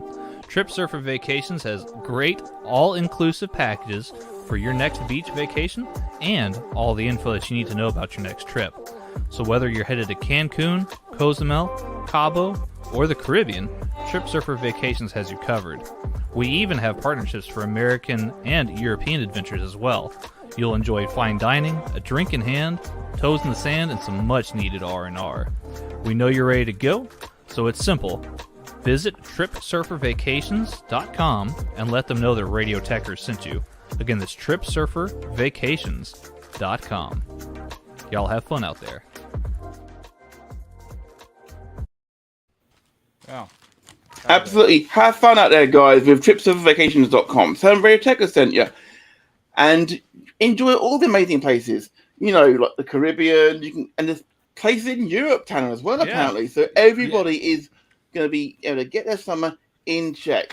Speaking of which, who's heading into the summer with the best thing here? Greg, I've got a question for you. Point of order, because I know you hate when you do American pronunciations. It's pronounced the Caribbean, Matt. Caribbean. If I'm agreed, but at the same time, Tanner said on the over. Tanner's American. Tanner's allowed to say Caribbean. Tanner is American. You are not American, and I know you really pick up on it if I ever say an American pronunciation, so I'm going to have to call you out equally. Gentlemen, what do we make of this first half here? It's a very, very tense first half. Obviously, lots of waiting. Waiting seems to be the cursory word of the day here. This is it. I wouldn't want to brag, but I think I said it was going to be a close game. I said it was going to be tight. I said I wouldn't be surprised if it was 0-0. I wouldn't be surprised if it went to extra time. I'm in smug mode right now, whereas my good cop, bad cop co-host said there was going to be 7 goals. So. I said I wanted 7 goals. I also, if you listen back to the tape, Graham, you also didn't hear me saying that I actually was looking for, I was actually hoping for. Interestingly, and I didn't realize this opportunity was going to arise, of course. On the very last game of the season, I was actually called out and said, if you listen to the tape, you'll hear it. And I actually posted a snippet from the Radio Tekkers coverage where you incorrectly said something 3 times in a row, having clearly said on the audio that you did not say that at all. Do you remember? Actually, sorry, it wasn't the very last game. It was the next to last game. I apologize. Do you remember that? Because I think I remember saying that. Probably I should get an apology at some point. That now would seem like a reasonable opportunity to do that.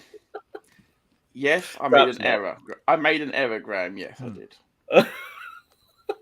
It was funny though because you said listen to the tape, and I did listen to the tape, and you said it 3 times in a row. Yes, I made an error, Graham, and I'm man to admit I made a mistake. All right, I'll let it lie now. Then I'll let it lie. Yeah, please do. Please do, because that was not a good day for me. That was a really bad day for me, Graham. So thanks for being up live on the air. But what about this game here, Matt? I mean, exactly. Obviously, I apologize. No. For this game here, though, this game has been very tight. Very tight game. Matt, where are these 7 goals going to come from? My dreams, as things stand. Mm-hmm. I've got to admit, although I would like 7 goals, I did say at the start, and I did say this, so you can vouch for this one, Graham. I did say that I expected it to be a tight game, but I'd like 7 goals. We'd all like 7 goals though, because it's an exciting game. But at the same time, it's been very tactically. It's been very, very tactically minded game, and we expect nothing less from these 2 sides. I mean, Jurgen Klopp. This is his 5th European final as a manager. In all of them, he played Europa League finals, obviously more than Champions League finals. But this is his 3rd Champions League final with Liverpool. Let's not forget, and he's got a chance to win his 2nd one. Yeah, you know, the chat's flashed up here. Who's kind of bothered? Oh, Rob is still hanging around in the chat. Is he okay? 7 goals, the Peugeot and 4-3. Yeah, there you go. There's 7 goals. There's 7 goals. Yes, absolutely. Thank you, Rob, for that. I've got to say that you see, Benzema's been feeding off scraps his entire first half, and then that whole controversial end of the first half, because I stand by my opinion that should be 1-0 Madrid. But because it was chalked off, that means Madrid still have had no shots on goal. So what's being said by the pundits that we have over here in the States at Peacock, the commentary team, Terry saying Henry, that because there was not that other man that was needed to keep Benzema onside, that goal could not stand. That's true, but the ball was played forward by a Liverpool player, which means there is no offside decision to make. But it was forced by a Real Madrid player. It was. Was it not? It did not matter. I don't think even a Madrid player touched the ball. I think a closer replay over here. No. It comes from 2 Liverpool players. It doesn't touch a Madrid player at all. Technically speaking, Benzema, the last Madrid player to hit it before he hits it again. I've watched that replay twice now on the UK coverage. At no point does the Madrid player touch it. That goal should not have been chalked off. That, in my personal opinion and professional opinion as a journalist, is... Who's paying you? Who's paying you? I actually do have a press pass, Graham, okay? So I actually am a legit journalist. And my professional opinion, that is a disgraceful refereeing decision. You would think that the people who they put in the room to do VAR would know basic refereeing rules, right? Though you would If think it, if they could if watch it it multiple times as well. yeah, And they have done. if they're not sure, they could always ask the referee to take a look at it as well. So It doesn't come off a single Madrid player. Canate kicks it into Fabinho, who then kicks it straight to Benzema, who put it back in the net. That's 1-0 Madrid. And Liverpool can count as extremely lucky to be 0-0 at half time. All right, let's get. I Let's think get the some... first half was kind of predictable in terms of what we thought might happen. I think I'm not sure what the odds were before the start of the game, but I had Liverpool as slight favourites. I think that they're better than they were last time they were in this position. I think Real Madrid are a little worse than they were in this last time. And Liverpool were expected to press. They were expected to create chances, and they did. I think the stat that Matt gave after about 30-something minutes was 8 chances created, 5 of them on target. And Real Madrid at that point was 0. But also the things that we saw that were dangerous for Liverpool was the counter-attack. Like when they're trying to build up, they weren't trying to build up quickly. Sometimes it looks like it had broken down, but then quickly they would get players forward. And if you can get it to Benzema, I think that's going to be their best chance. If they can get it forward to him. Robertson was lucky to clear that ball. Like he scooped it up in the air and it fell back to the Real Madrid player. And obviously the incident we just talked about at the end there. So asking for the summary of the first half, pretty much what we expected, I thought. Liverpool looked good. They created chances, didn't take any, unfortunately. But Real Madrid, I'm sure, will be happy to soak up pressure and try and catch them on the counter-attack. Oh, for sure. Absolutely. I mean, Madrid will be disappointed not be 1-up, but they're still right in this game, of course. I will take real quick here, Matt. Sure. So another voice here in on this here. The ball needed to be the ball, yes, did get played, or not played, but rather it was last touched by Fabinho, last hit by Fabinho, rather, off of him. But it was because it was a deflection and not him playing the ball. That is also a reason why the goal could not stand. So, thusly here, I get what you're saying, but per the rules and the rationale behind the rules of the game, you cannot have that goal stand. No, Tanner. I'm sorry. Matt, it's wrong. Matt, it's Tanner. the rule. No, the rule states, Tanner, and do not test me on this one. Okay, I love you, Dilly, but please let me say this. Okay, the ball came off of Benzema and it was deflected it was deflected off of Fabinho. Yes, Fabinho by Canate, and it came off from Canate, but it was from Alisson. But it was a deflection. None of those players played the ball into that. Doesn't matter. Position. It does matter because the ball has to be played. If the ball, if you're about the ball being played, then Benzema can't be offside from himself. Right, so the goal couldn't stand anyway. No, he can't be offside from himself. It means the goal stands. No. 3:36 Central Time. If you want to clip this later, when he just refuses to admit he was wrong. I'm right. Someone tell me how I'm wrong here. Because it wasn't played. He just did. I explained it to you. The last person to play I explained the ball. it to you 3 times. 3:36 Central Time, Matt. If you want to go back and listen to where the explanation was. The last person to play the ball, Tanner, was Karim Benzema, and Benzema's the next person to touch it. Then Benzema is not offside. I think he might lose these professional credentials the way he's going. Rob, by the way, is absolutely right. I'm a better journalist than Laura Kunzberg. I'll take that in writing. Thank you very much. It is in writing. You know, it's on the screen. Yeah, I will take that. Absolutely. It's in writing. I will take that for sure. Now, whether or not you agree with my opinion or not, it's my opinion, obviously. I don't. But the fact of the matter is that it is what it is, and therefore it is offside. But my personal opinion, it should have stood. Undercover agent Matt Willis for the Madrid media. I'd like to point out that everyone on the UK coverage said the goal should have stood as well, by the way, as well. Shocker. What did the Spanish media say? No. Sorry, the British media. Okay, yeah. That's Gerrard, Owen, and McManaman were all saying he should have stood in favour of Madrid. I don't entirely sure why you guys are hating on me so much. As fun as it is, as much fun it is to wind you up, Matt, I'm actually kind of missing. Tanner's muted himself right now because he's eating. You never show that level of politeness. I am kind of missing the music backdrop. Normally, we get when Tanner's eating, we get those little tones in the background. Sometimes we get them for 15 minutes if he forgets to unmute himself as well. But I'm kind of missing that. It feels like part of Tekkers now, and it feels like we're talking over the top of the music. I know there's no music being played right now, but it kind of feels like that. Okay, I just put on the music. There we go. Just like some lo-fi in the background. It's nice. It's quite nice for sure.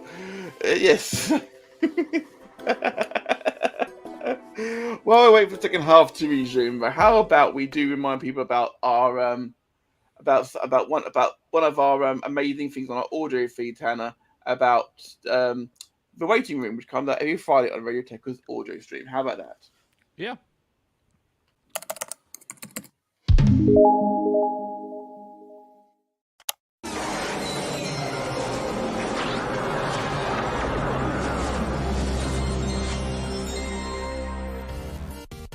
It all started when coronavirus hit and the world went a little caca.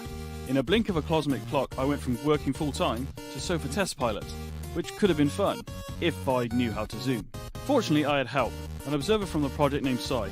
Unfortunately, Sai is not tech-savvy, so all he could do was lend moral support. Hello! Anyway, here I am, bouncing around these four walls, putting edits in where it once went wrong, a sort of low-budget Chris Moyles, with Sai as my comedy Dave. So here we are with our microphones, on Radio Tekkers, in what we call the waiting room. Oh boy.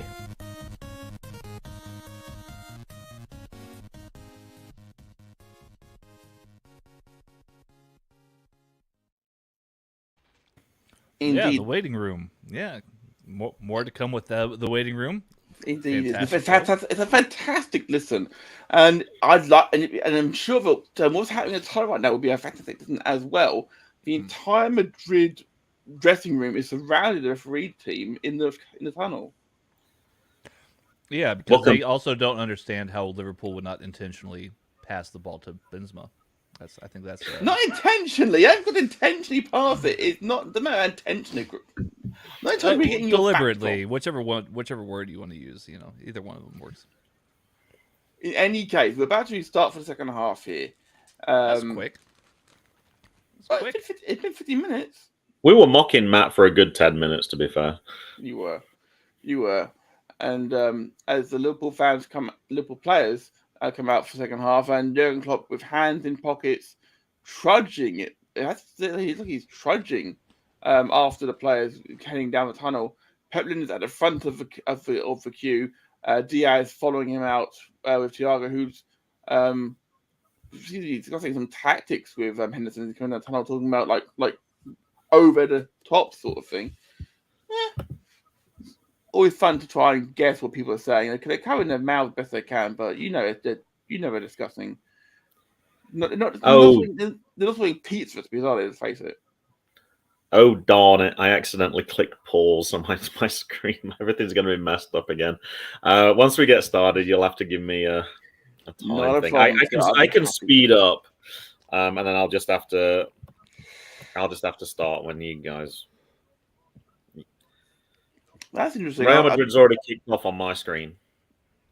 Okay, well, please do pause. I'm just watching Liverpool players doing shuttle runs. Mm-hmm. A shuttle run before they dash back out into the centre of the pitch.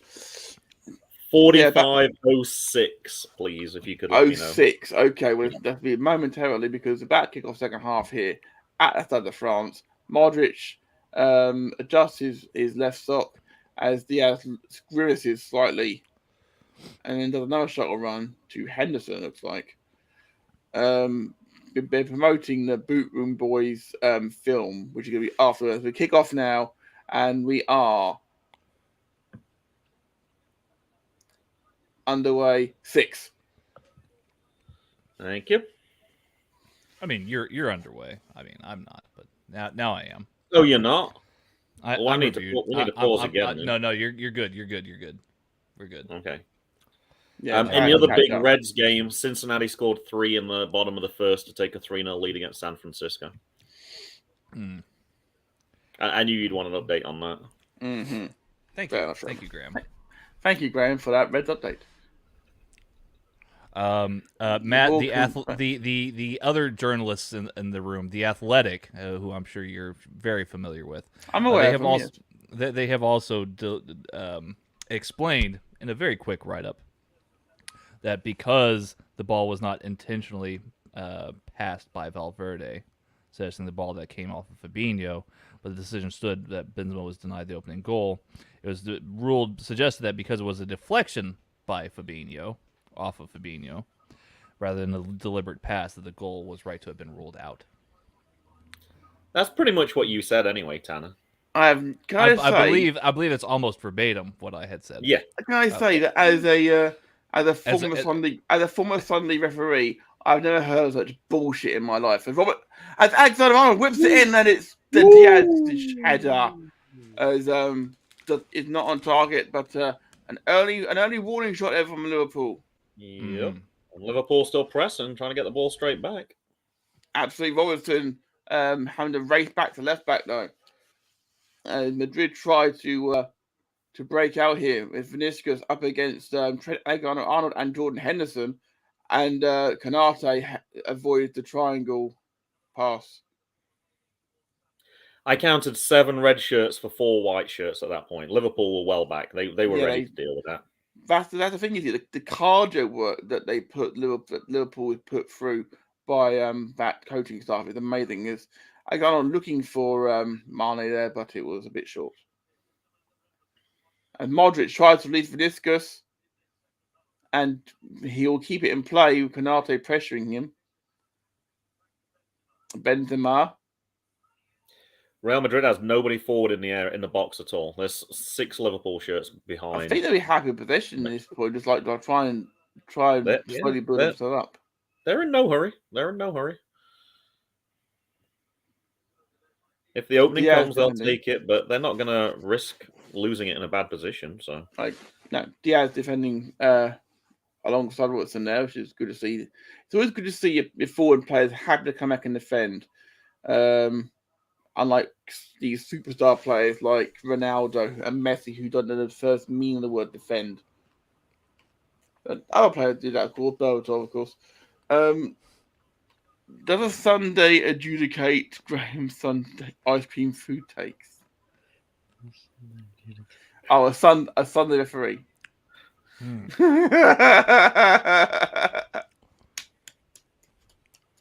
Very good. And Salah in now behind. Kept it In in. his own. Kept it in nicely. Look for Mane, and Mane wins possession. Mane's got it back. He won it back. Diaz. Real Madrid got it. Trent Alexander Real Arnold. Madrid at centre field. Strongly went to the it doesn't Too win the strong. tackle, but it's a strong tackle.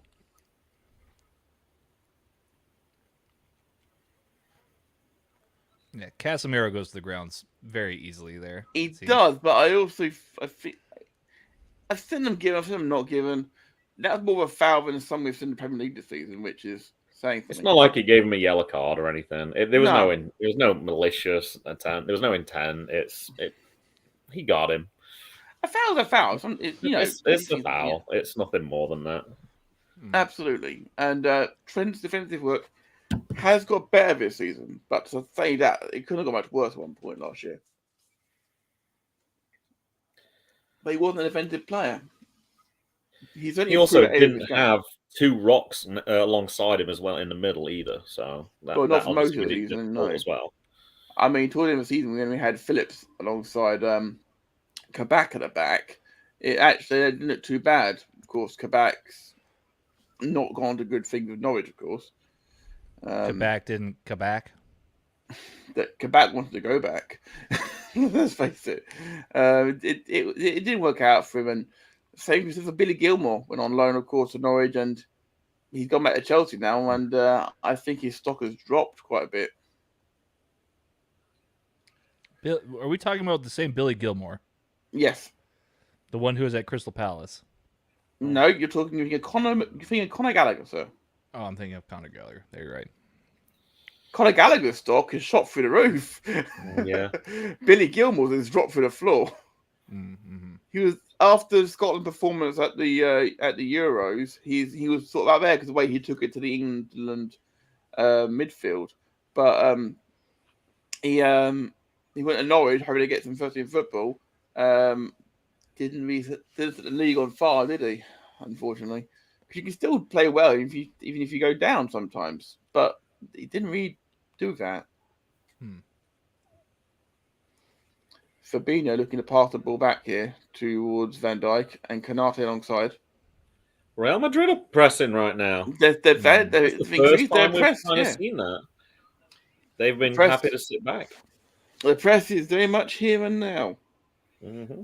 Fabinho just drops in every now and again, as does Henderson, just to like mix things up. As here comes Salah crossing the ball, and Mane was behind Courtois, but he does release it quite quickly. A slow cross that's right up in the air. That a goalkeeper is that tall. It's just too easy to get.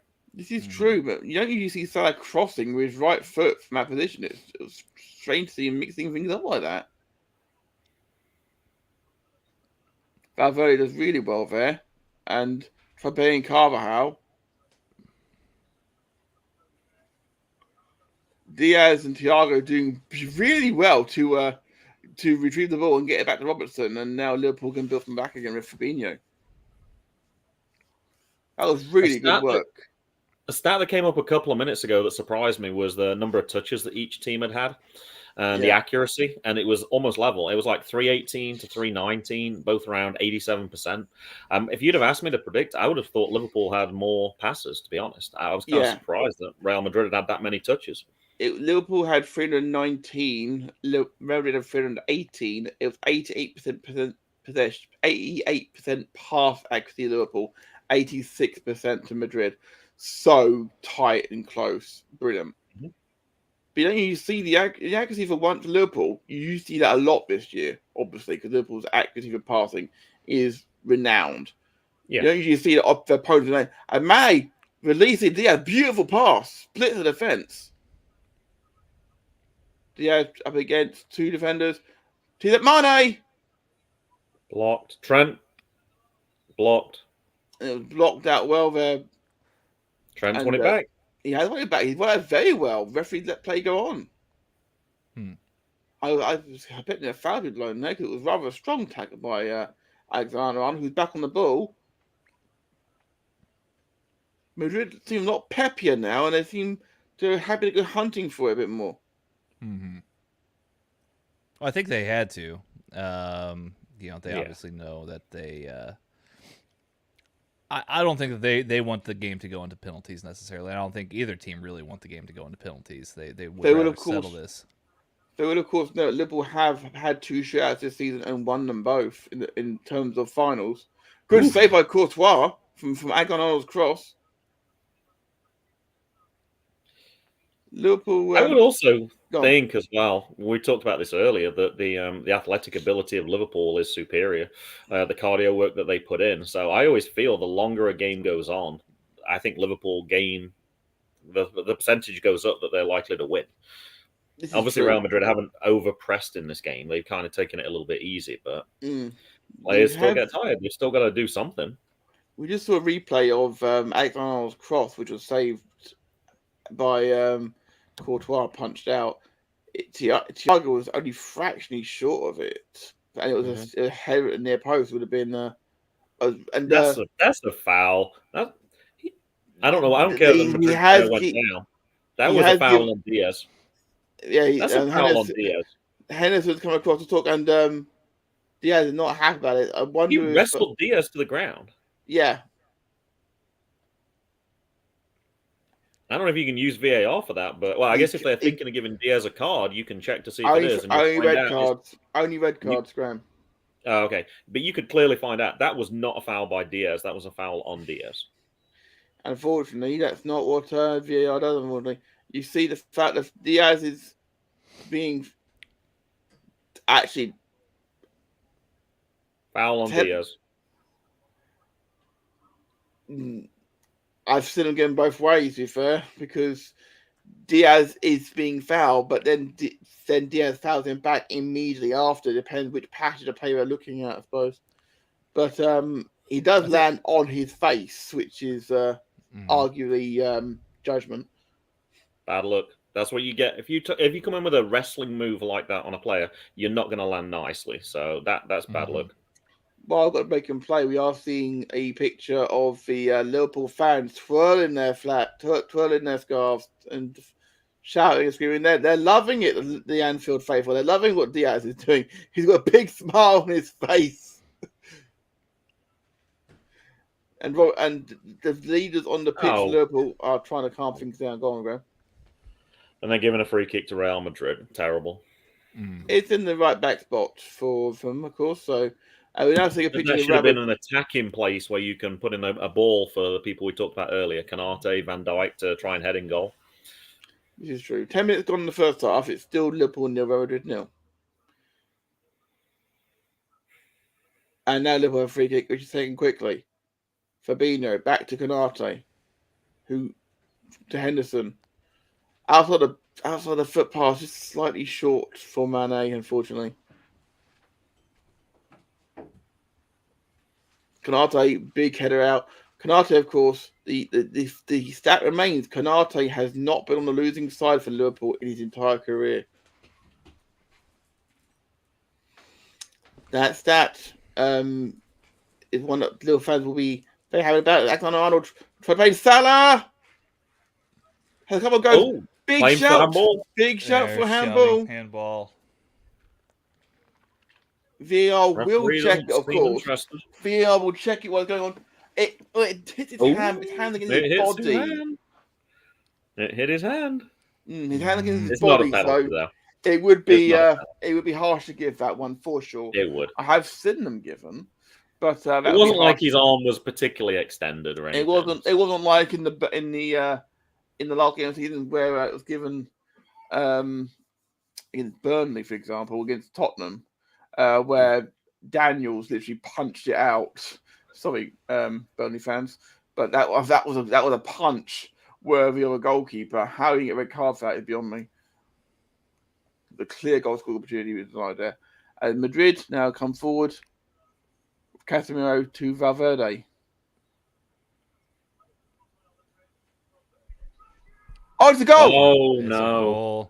Oh, no. Vinicius at the far post. And that goal will stand because that ball was played intentionally. Yeah. Just want to make sure that's known. Vinicius Jr. scores for Real Madrid. Madrid up 1-0 to Liverpool. 4 hours and 28 minutes. My first goal I've seen on Tekkers.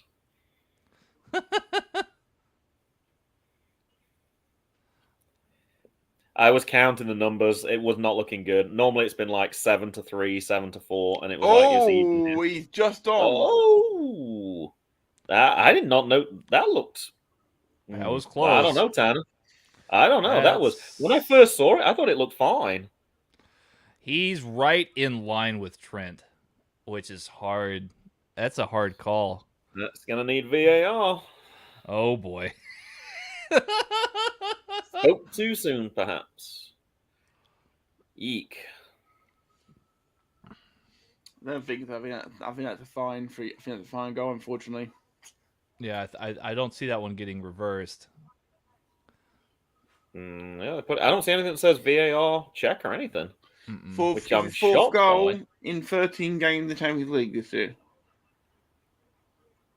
And they're back on the way. Liverpool 0, Real Madrid 1. That's not even worth a check? Wow. Liverpool will need to raise the tempo here significantly. Naby Lad needs to come on, perhaps. What changes, guys? Jota, perhaps? Well, with Firmino in there, there's Jota. 5 subs available, of course. So, as much as much as Klopp has enjoyed playing Sadio Mane up front, it does seem as though when he's brought in Jota to play up the middle and be flanked by Mane and Salah, that's seemed to have worked very well in the past for goal scoring. does he risk taking off like a Thiago or a Fabinho or a Henderson maybe, and putting 4 up top? Mm-hmm. Not right now, but as time goes on, I'm sure. Here's a stat for you, Graham. Liverpool came from behind to win each of their final 3 Premier League games. Ah. Yep. Fabinho fouled from behind. Oh, my gosh. There's been some ridiculous challenges. That ref doesn't seem to... I think he left he's his letting yellow card at everything home. play. He's trying to let the game flow, which I appreciate, but Not under those circumstances. your card would be nice. Yeah. You know, it's not Christmas time. It's not Valentine's time. You know, your cards aren't a secret. You know, dish a few out, mate, you know.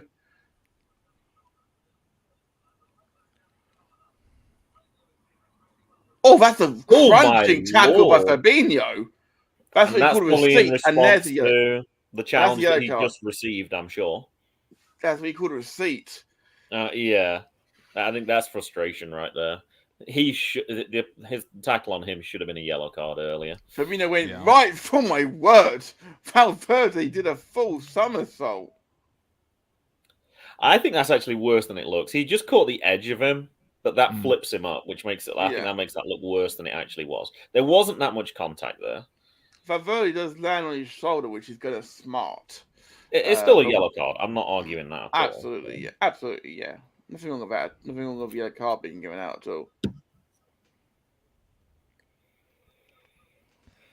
Jurgen and Pep Linders checking some notes, discussing things on the touchline there. Just right off the pitch. So for Liverpool to make it to another extra time period in a Champions League in a final of this season, we'll need a score. Yeah. Oh. Less than half an hour to play in France. They'll also need to place their passes better. This is true. Liverpool have been a little bit scatterbrained. There's Milner and is that Ox? Oxlade-Chamberlain and I believe Curtis Jones have been sent to warm up. Wow. I would not be bringing Ox on. No. Milner, yeah. But I think that was Joe Gomez, yeah. Is the other player that was with him. I got a quick glance. I didn't see who it was. I was guessing at Jones because he's usually with them guys warming up. Oh, lovely ball out to Henderson, who finds Salah. Henderson now overlapping. Salah comes inside. Good for goal. Good save by Courtois. Ooh, wouldn't quite go to Diaz. It goes out for a throw. Jota's going to be coming on for Diaz shortly. I had a feeling that would be the change if they were going to make that, but I'm going to be honest with you guys. I'm not impressed with Salah right now. I would have taken Salah off. I know he's supposedly the big guy, but Diaz makes far more of an impression than Salah has recently. Fabinho. Back to Robertson. So that's Van Dijk, not Robertson. I'm just using being it's his left back spot, so I shoot at Robertson. I apologise.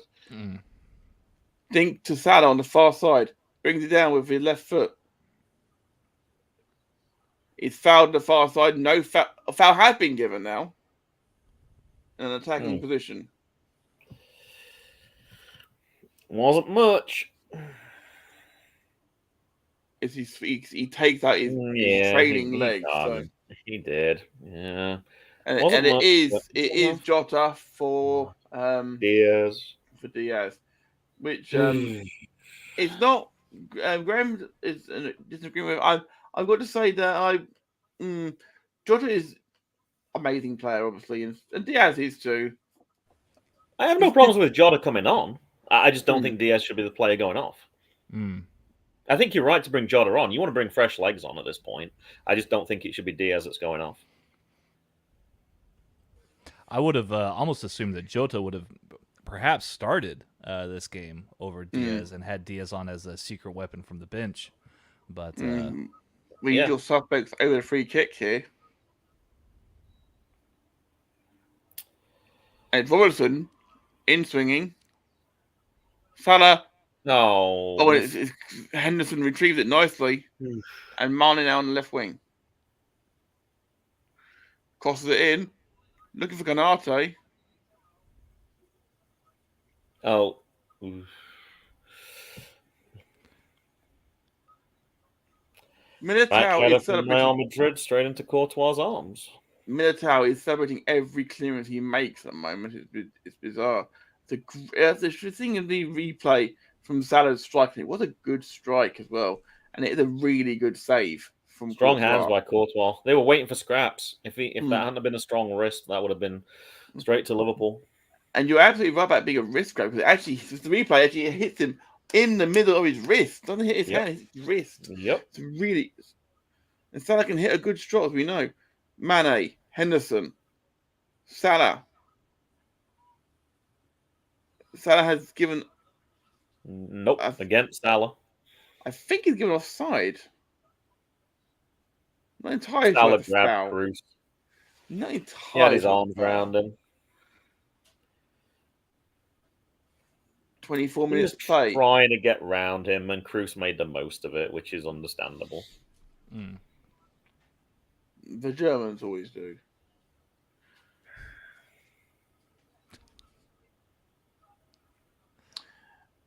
Courtois pumps it downfield. Talk about pumping things downfield. What do you guys make of Burnley apparently in talks to sign Vincent Kompany as their manager?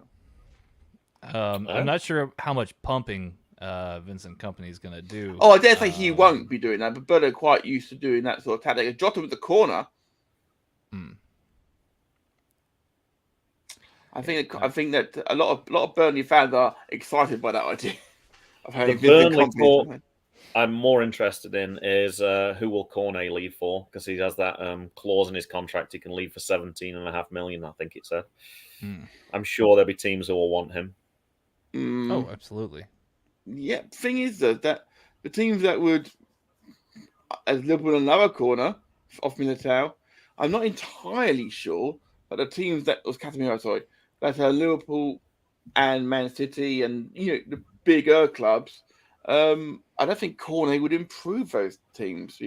I don't think that's where he'd go. I think it's one of the teams who's trying to get up into that top 7. I think that would probably be, or to avoid relegation themselves. Fabinho back in. Alexander-Arnold, last man back. And Salah in the box is forward. Henderson, the ball to the back post. Jota. Oh, who's there? Salah. Saved by Courtois. Close. Yeah, if Madrid win this game tonight, Courtois is the man of the match for sure. Hmm. I would tend to agree with that. Sai in the chat saying Cornet, the guy that relegated Everton, you mean? Yes, Sai. I'm aware I made that comment. When Burnley beat Everton 3-2 and Cornet scored the goal, I said, Maxwell Cornet just relegated Everton. Man, I you're said just that. catching all the receipts today, Matt. I'm sorry. I am. It's locked in the season. Why not? People got good memories. Well, that's what Team Tekkers does. That's what Team Tekkers does. I bet nothing less. So I'm extremely happy to remember that one. Absolutely, it's fine. It's fine. To be fair, it did look like it was going to happen. It did, and Burnley just imploded the last 2 games. Alexander-Arnold, it's way too deep. Behind for a goal kick. But yeah, Henderson ball in, Jota back across, and then Salah gets to it, and Courtois just gets in the way of it. Good save with his It's a leg. really good legs. Yeah. Really good leg from Courtois. He's really done well too, because obviously I'm not sure if he was forced out of Chelsea or if he wanted to leave Chelsea. I But think he always wanted to go to Real Madrid. this is the weird you say that, Tanner, but a lot of Atletico Madrid youth players don't want to play for Real because of that bitter rivalry. He's one of a few players who've played for both in recent times. Matt, on Twitter, somebody's agreeing with you. It's somebody with a check mark. I'm not sure about the pronunciation of the name. Luis Miguel Echegaray. I don't know if that's a former Madrid player. If Real Madrid win this, Courtois gets anything he wants in Madrid from now on. Yep. Well, absolutely. He's kept it at 0. Henderson. Hey. It's out to Mane now on the right. Man's on the right wing now. Salah's on the middle at the moment. And as you like your... Oh, we'll see what happens here first. All right, there's going to be a little break. Before 2010, the Champions League final was played on a Wednesday night. Moving it to a Saturday that year meant it became the most watched annual sports event in the world, overtaking the Super Bowl. This is true. I guess there's obviously more countries that follow footy than follow football, so I guess that would make sense.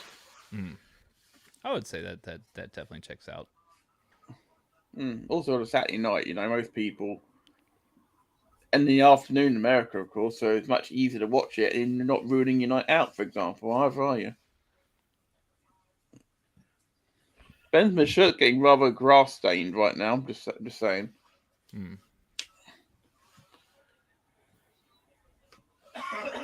Time is ticking away here, though. Modric was about to take it. At least the milk Militao. They were deep towards Vinicius, but claimed quite quickly by Alisson, who distributes it to Alexander-Arnold, who plays the Fabinho.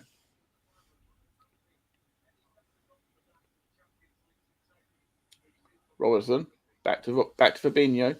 Liverpool content to build slowly still. Jota.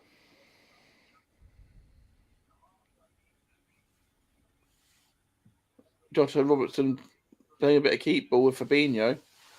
This is nice and steady stuff from Liverpool. Just got to keep on that clock still. I feel like life's sunny a bit, Tanner. Liverpool need to find a goal from somewhere. Yes. They eventually found a couple. Canate looking for Alexander and finds him. Forward. He won the ball. That was all ball. But Alexander-Arnold points and to say, like, he does follow through on Alexander-Arnold, but he does win the ball. In a little bit. He did turn around and then point at the Madrid player, and so that's one. Naby Keita will be brought on here shortly. Looking forward to seeing what Naby can do.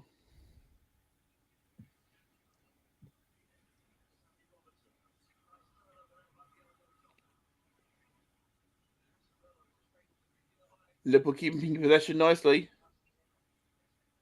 Alexander-Arnold. Through the legs of the Madrid player, but back with Liverpool. Sorry in the chat is saying, brilliant trend on Trent. Why is he bitching? It was because of the follow through. It's why he was just reminding him. Oh dear, that's what it was about. It was not a good flight. That was a wild swing from Trent there. Several Liverpool players are rushing back to the benches. Here comes Naby Keita. He's had a point to prove this season, and I personally believe that he has proved it, Tanner, this season. Yeah. He's got some big goals. The person who Naby was talking to, is that the Pep that has won a Champions League? That's not Pep Yinders, but that is. It wasn't. No, I was trying to read his tracksuit and I couldn't read it. It was small though, so I thought, it looks like 3 letters. Perhaps I have noticed PK. I have noticed that all of the Liverpool management team who have glasses all wear the same style of glasses, which is kind of fun. That's because FSG are tight and they don't give them much of an allowance for their vision wear. Sorry in the chat is saying it was a good challenge. It's not a non-contact sport, even though I think the powers that be wanted to be. Yeah, the problem again was not the problem was not the challenge. And again, it was Firmino as well. Through. Bobby. Yeah. To be fair, according to FIFA, football is a non-contact sport. That's why when you make a tackle, you make contact on a player, a foul is given. Yeah, and here we got Bobby coming on as well. Of course, we were in a moment because you never make a substitution when you're defending a free kick. Uh-oh. Casemiro was free there. He should have put it back in it. That was so dangerous right there. Why did Casemiro not go for goal? Good question. Unselfish, but made the wrong choice. Yeah. Very much wrong choice there. And Liverpool wanted to break clear there. That was an opportunity to double the lead there. 14 minutes to play. Vinicius. That's offside, surely. Offside, and being the assistant referee is still at halfway. Yeah. So yeah. And the Liverpool make their changes now. Casemiro. Oh, he was. Oh, he's trying to. Casemiro was on when the ball was played, but he tried playing it across, but he gets it all wrong. Henderson's going off.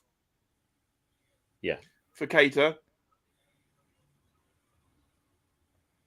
And Firmino put it on for Mane, I'm guessing. Thiago for Firmino. Wow. I'm They are surprised by that.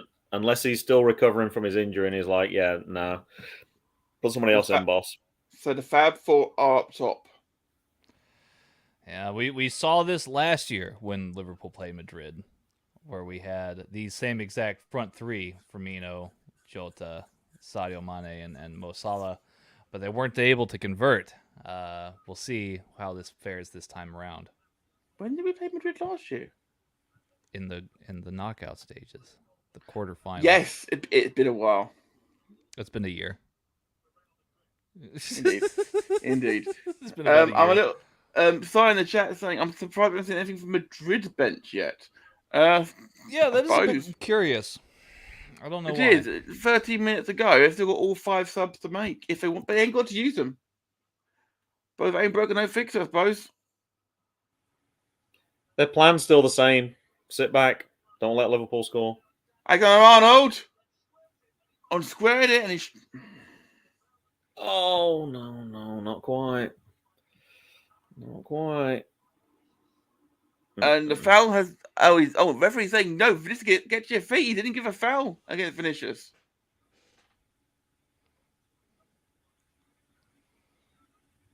Mm-hmm. Jota looking for Salah, I believe there. It's Bobby. 12 to play. Firmino win the throw.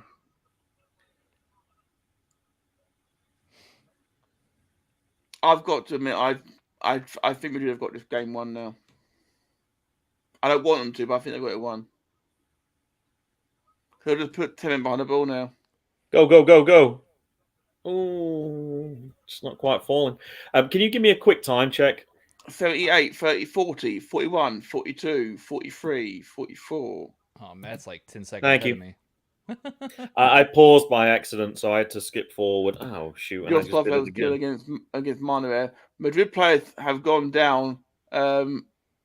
He's making the. He asked for a sub. Yeah, he looks exhausted or injured, one of the two. You got 5 subs. You might as well use them. Get some fresh legs on if he's done. Yeah, I think part of it maybe just to try and wind some time down. Mm-hmm. There's a man who won't be coming on, Ronaldo. Where is his neck? He has no neck. He looks like it's Play-Doh. Like bang bang. Oh my god, that's a horrible stat if you're seeing the same stat that I just saw. 19 attempts, 7 on target. Madrid have had 2, 1 on target. Yeah. Wow. Salah. Roberto Firmino, Salah. Deflected out for corner. Great save by Courtois again. Jota was deflected and Jota ran onto it. It hits Jota, who's running through, and it's right. And Jota's right to go for it. And going on with a corner. His ability to change direction there is phenomenal. It is. So saying my point was more from the fact that Madrid making 2 very similar changes in a great deal of their games. Benzema that better defending.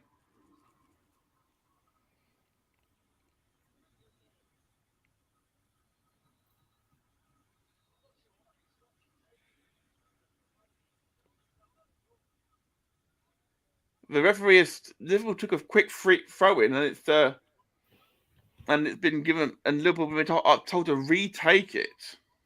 Why? That's ridiculous. Yeah, and Liverpool are asking why did you make a stop? 10 minutes to go at Stade de France. Liverpool need a goal to equalise here. Marner on the left wing. Roberto Firmino. Get it back. And Keita puts it into the crowd. Take your time. Take a touch. Is the atmosphere getting to Liverpool at this point? Possibly.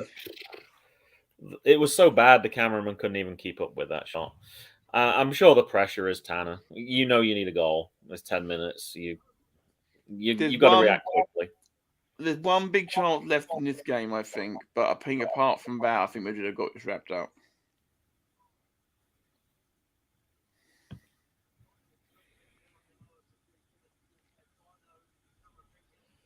Camavinga's about to come on.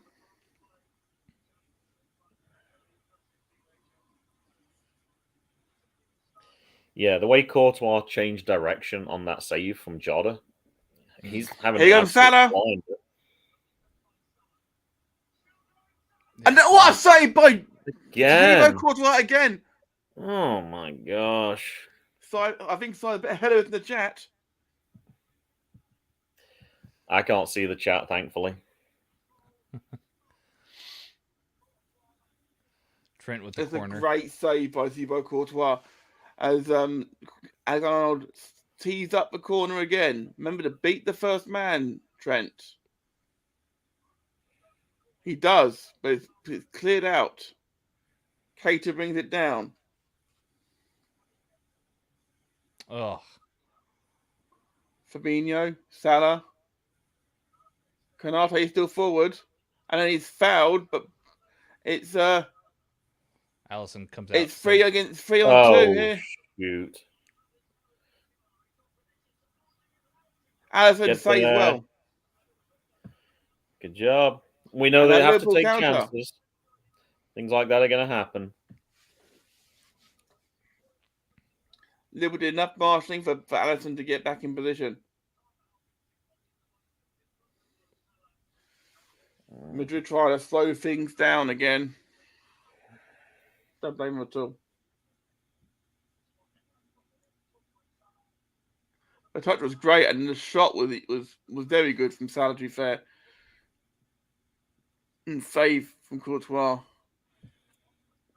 He got off his forearm that time. Salah punched the ground afterwards as well. He was furious with himself. I don't think he's had a lot wrong there, to be brutally honest. I think more frustration. They've had so many shots and not one of them's gone in. Just because that man's been an absolute beast today. He's had a great game for sure.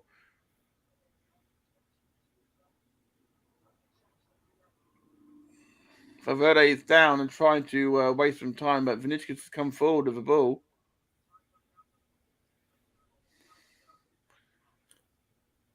Tackled by Keita. Madrid making their first substitution here. Yeah.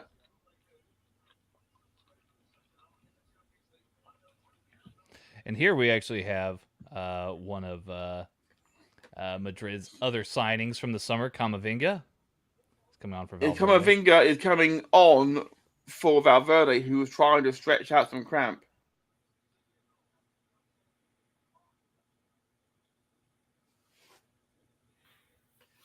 In the chat, we've got Chap Gabble and Cheap Pop saying, Hala Madrid. Yeah. Thanks, JB. Who you can check out tomorrow on the Good Cop, Bad Cop podcast over on Visual Film Media, of course. You're our special guest. There you go. 5 minutes plus injury time. There should be quite a bit of injury time too. There should be. There won't be. There's though. been a lot of wasting time. Making them take that throw in again for no reason. That added another 15 seconds. There's been like a lot of little things like that. Players going down for Madrid.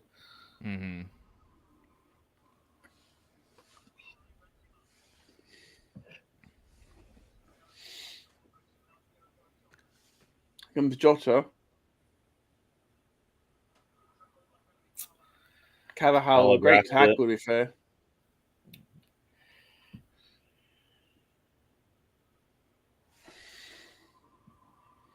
Modric. Bobby's back defending as well. Mhm. Bobby's always a good, Up and out. always a team player. Yep. Might as well. If nothing changes, this is the last 10 minutes of your year. So, Yeah. got plenty of time to recover. Desperation time. Mm-hmm. I think on Vinicius forward.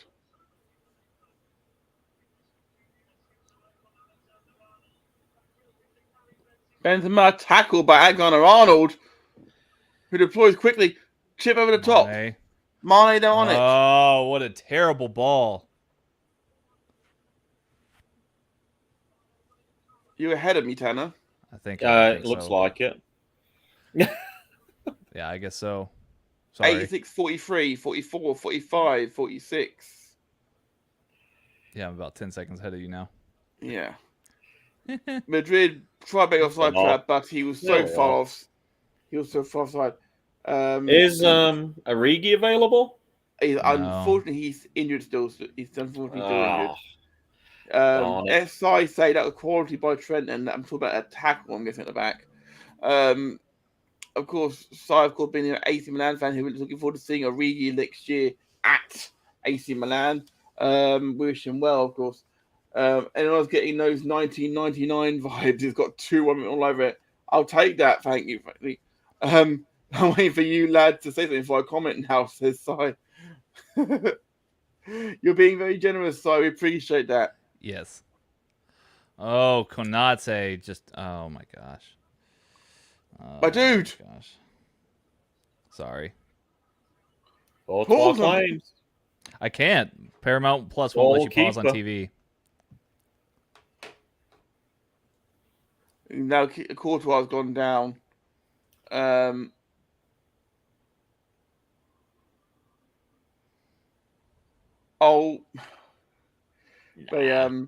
Nothing.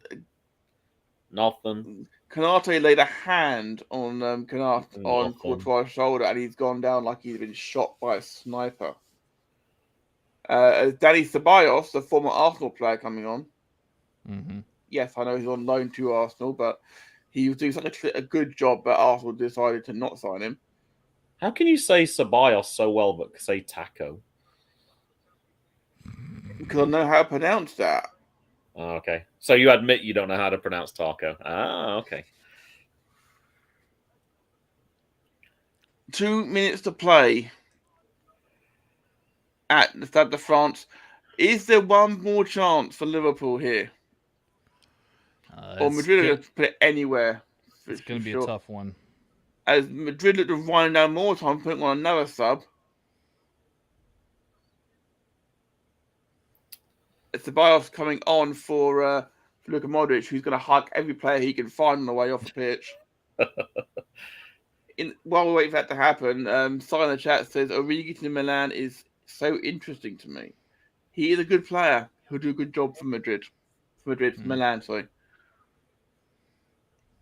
You will.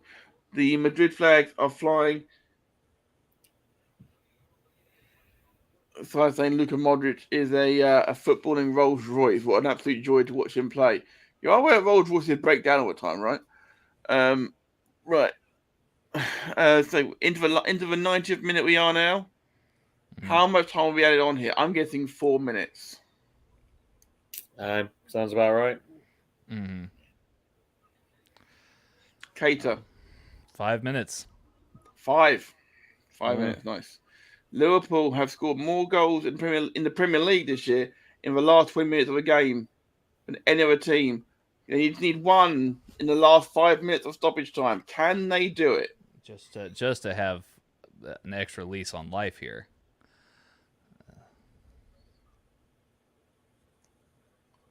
Benzema finishes trying to get round. Real got a lot of time. Misplaced pass. Madrid tried to get too fancy. Onside he was, and great defending by Robertson. And the flag stayed down.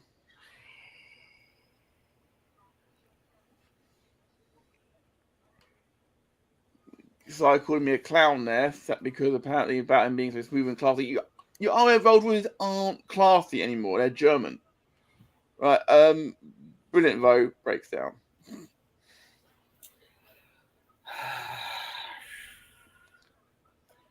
And Tony Cruz. I believe Gareth Bale is about to come on as well now. Great.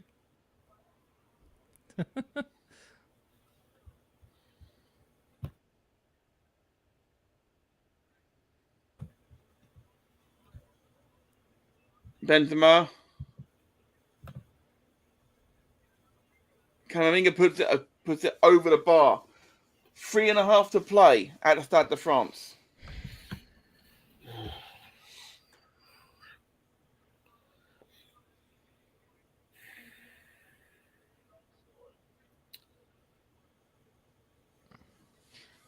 Renault line starts to bellow around the stadium as the Liverpool fans try to keep the atmosphere going. Vinicius Jr. is coming off for Rodrigo, the hero of the semi-final.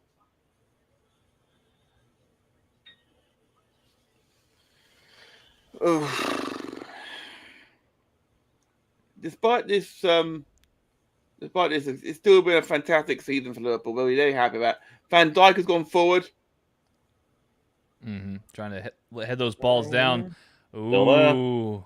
Alexander-Arnold forward. They're just going to roll the dice for everything here. Jota trying to get the ball. Jota's being fouled every which way but Sunday. And even on Sunday Come on, too. ref. Martinez.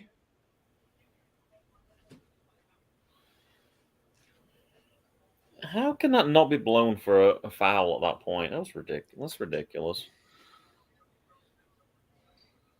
It does feel a little bit, and some people, the conspiracy theorists out there on Twitter will be saying this, that the way that the decisions have been going in this game at times, some of the decisions, that they want Madrid to win this. Not entirely sure that those are founded, but some people will be saying it unquestionably because some people are idiots.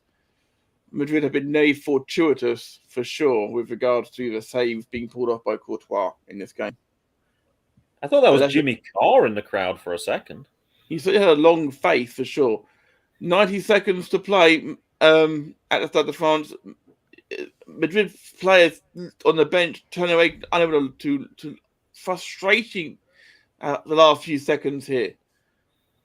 Alexander-Arnold let the ball go through to Alisson Becker. Is there one last chance? The ball is pumped forward. To nobody. No. Straight out of play. Whew. I think that's it, guys.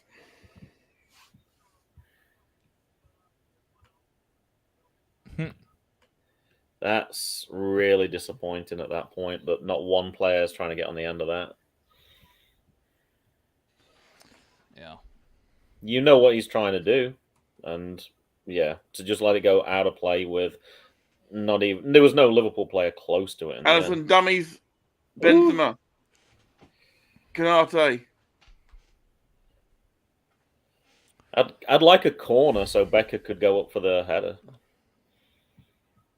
Madrid fans are whistling for it. And Courtois grabs the ball and lands on it and will lay on it for the rest of the game. He's going to do a Pickford. Yeah, if you haven't realised at this point, you can't just throw a high ball into the area that close to the keeper. I mean, he's been so dominant this game. That's just bread and butter for him at this point. And they clear it as high as the Eiffel Tower to waste even more time, and I don't blame them. Tough game. Yeah. Yeah, it's definitely foul. Goal. That's it. Man. Yeah. Real Madrid win the Champions League.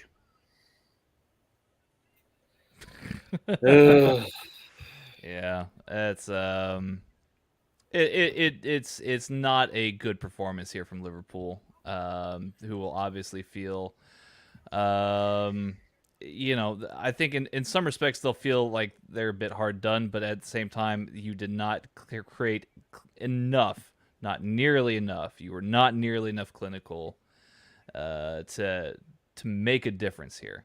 And Didn't I see that 18 chances?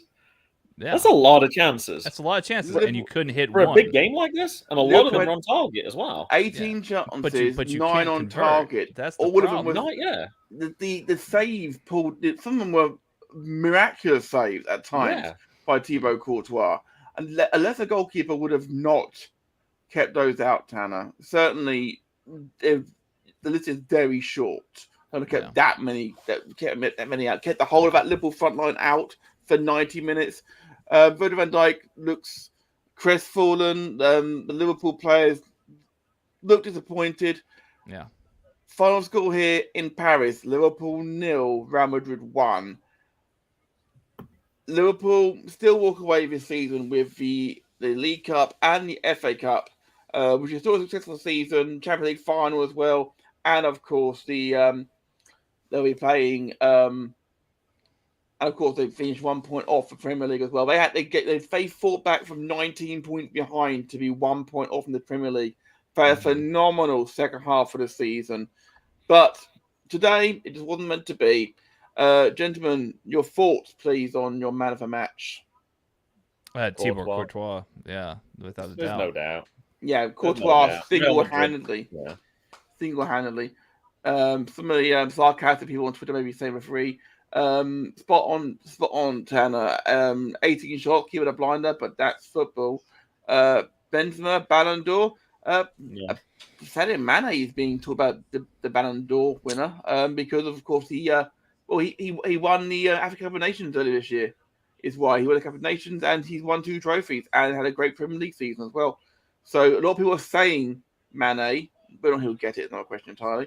In the chat from some side, Liverpool one of the best attacking sides in the world. Madrid did a professional job and did what they needed to win the game. Can't argue with that. Can't argue with that at all. This has been, it's slightly disappointing from a Liverpool point of view.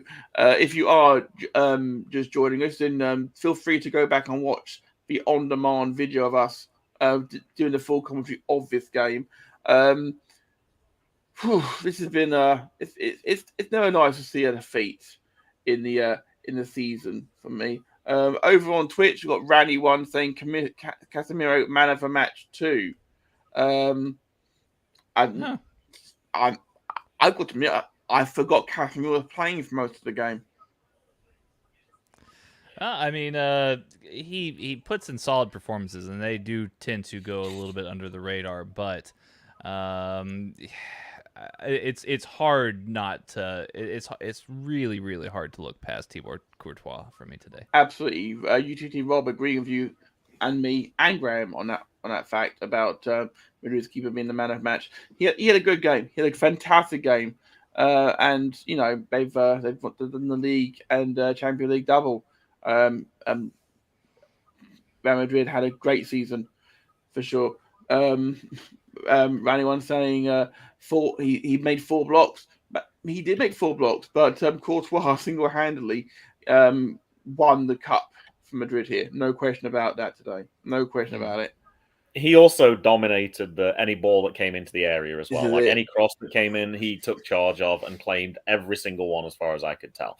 So he also stopped a lot of chances being created. It could have been more than 18 if it wasn't for him. Absolutely. Yeah. Absolutely. It's a tough one to watch, seeing Luka Modric celebrating like he just won the European Championships again, which he didn't do. There's just something about Luka Modric's face sometimes. I might want to slap it. Not like an violence, of course. And we're watching here the trophy being engraved with their name right now. It's been a tough day at the office for Liverpool. But Real Madrid are your champions of the Champions League 21-22. Any final thoughts on them before we wrap up? No. I switched the footage off as soon as the final whistle went. Yeah. We need to go find some food.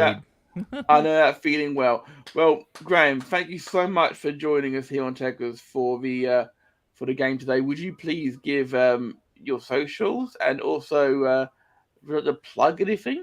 Well, you're here. You can just put the @ in front of the name you can see on the screen. Go give Jackson a follow. JGB_Jackson. Jackson's sports podcast is really the fun thing that I'm doing now. Obviously, besides Good Cop, Bad Cop.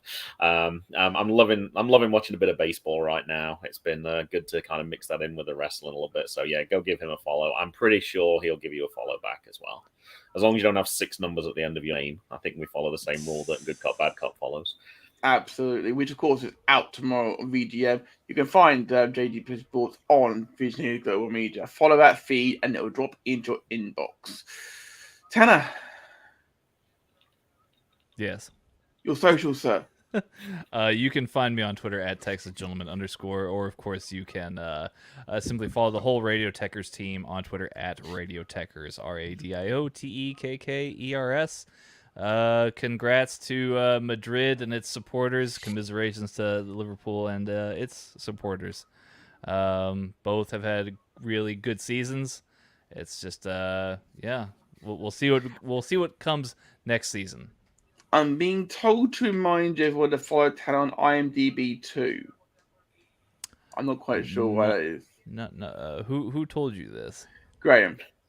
Oh, okay. That was a joke from about 2 or 3 episodes ago. Oh, I can't remember why exactly, but I remember the context is that I've been in some movies in a younger life, So that's terrifying.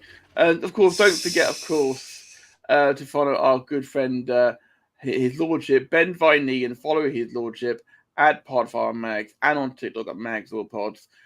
We'll be back next Sunday with a volley special where we wrap up the Premier League. I don't know yet, but we'll be back next Sunday wrapping up the Premier League in general and looking at the winners and losers of the season. Thank you very much for following us here on Radio Tekkers. The season's over. It is now. We're out of here, guys. Yeah.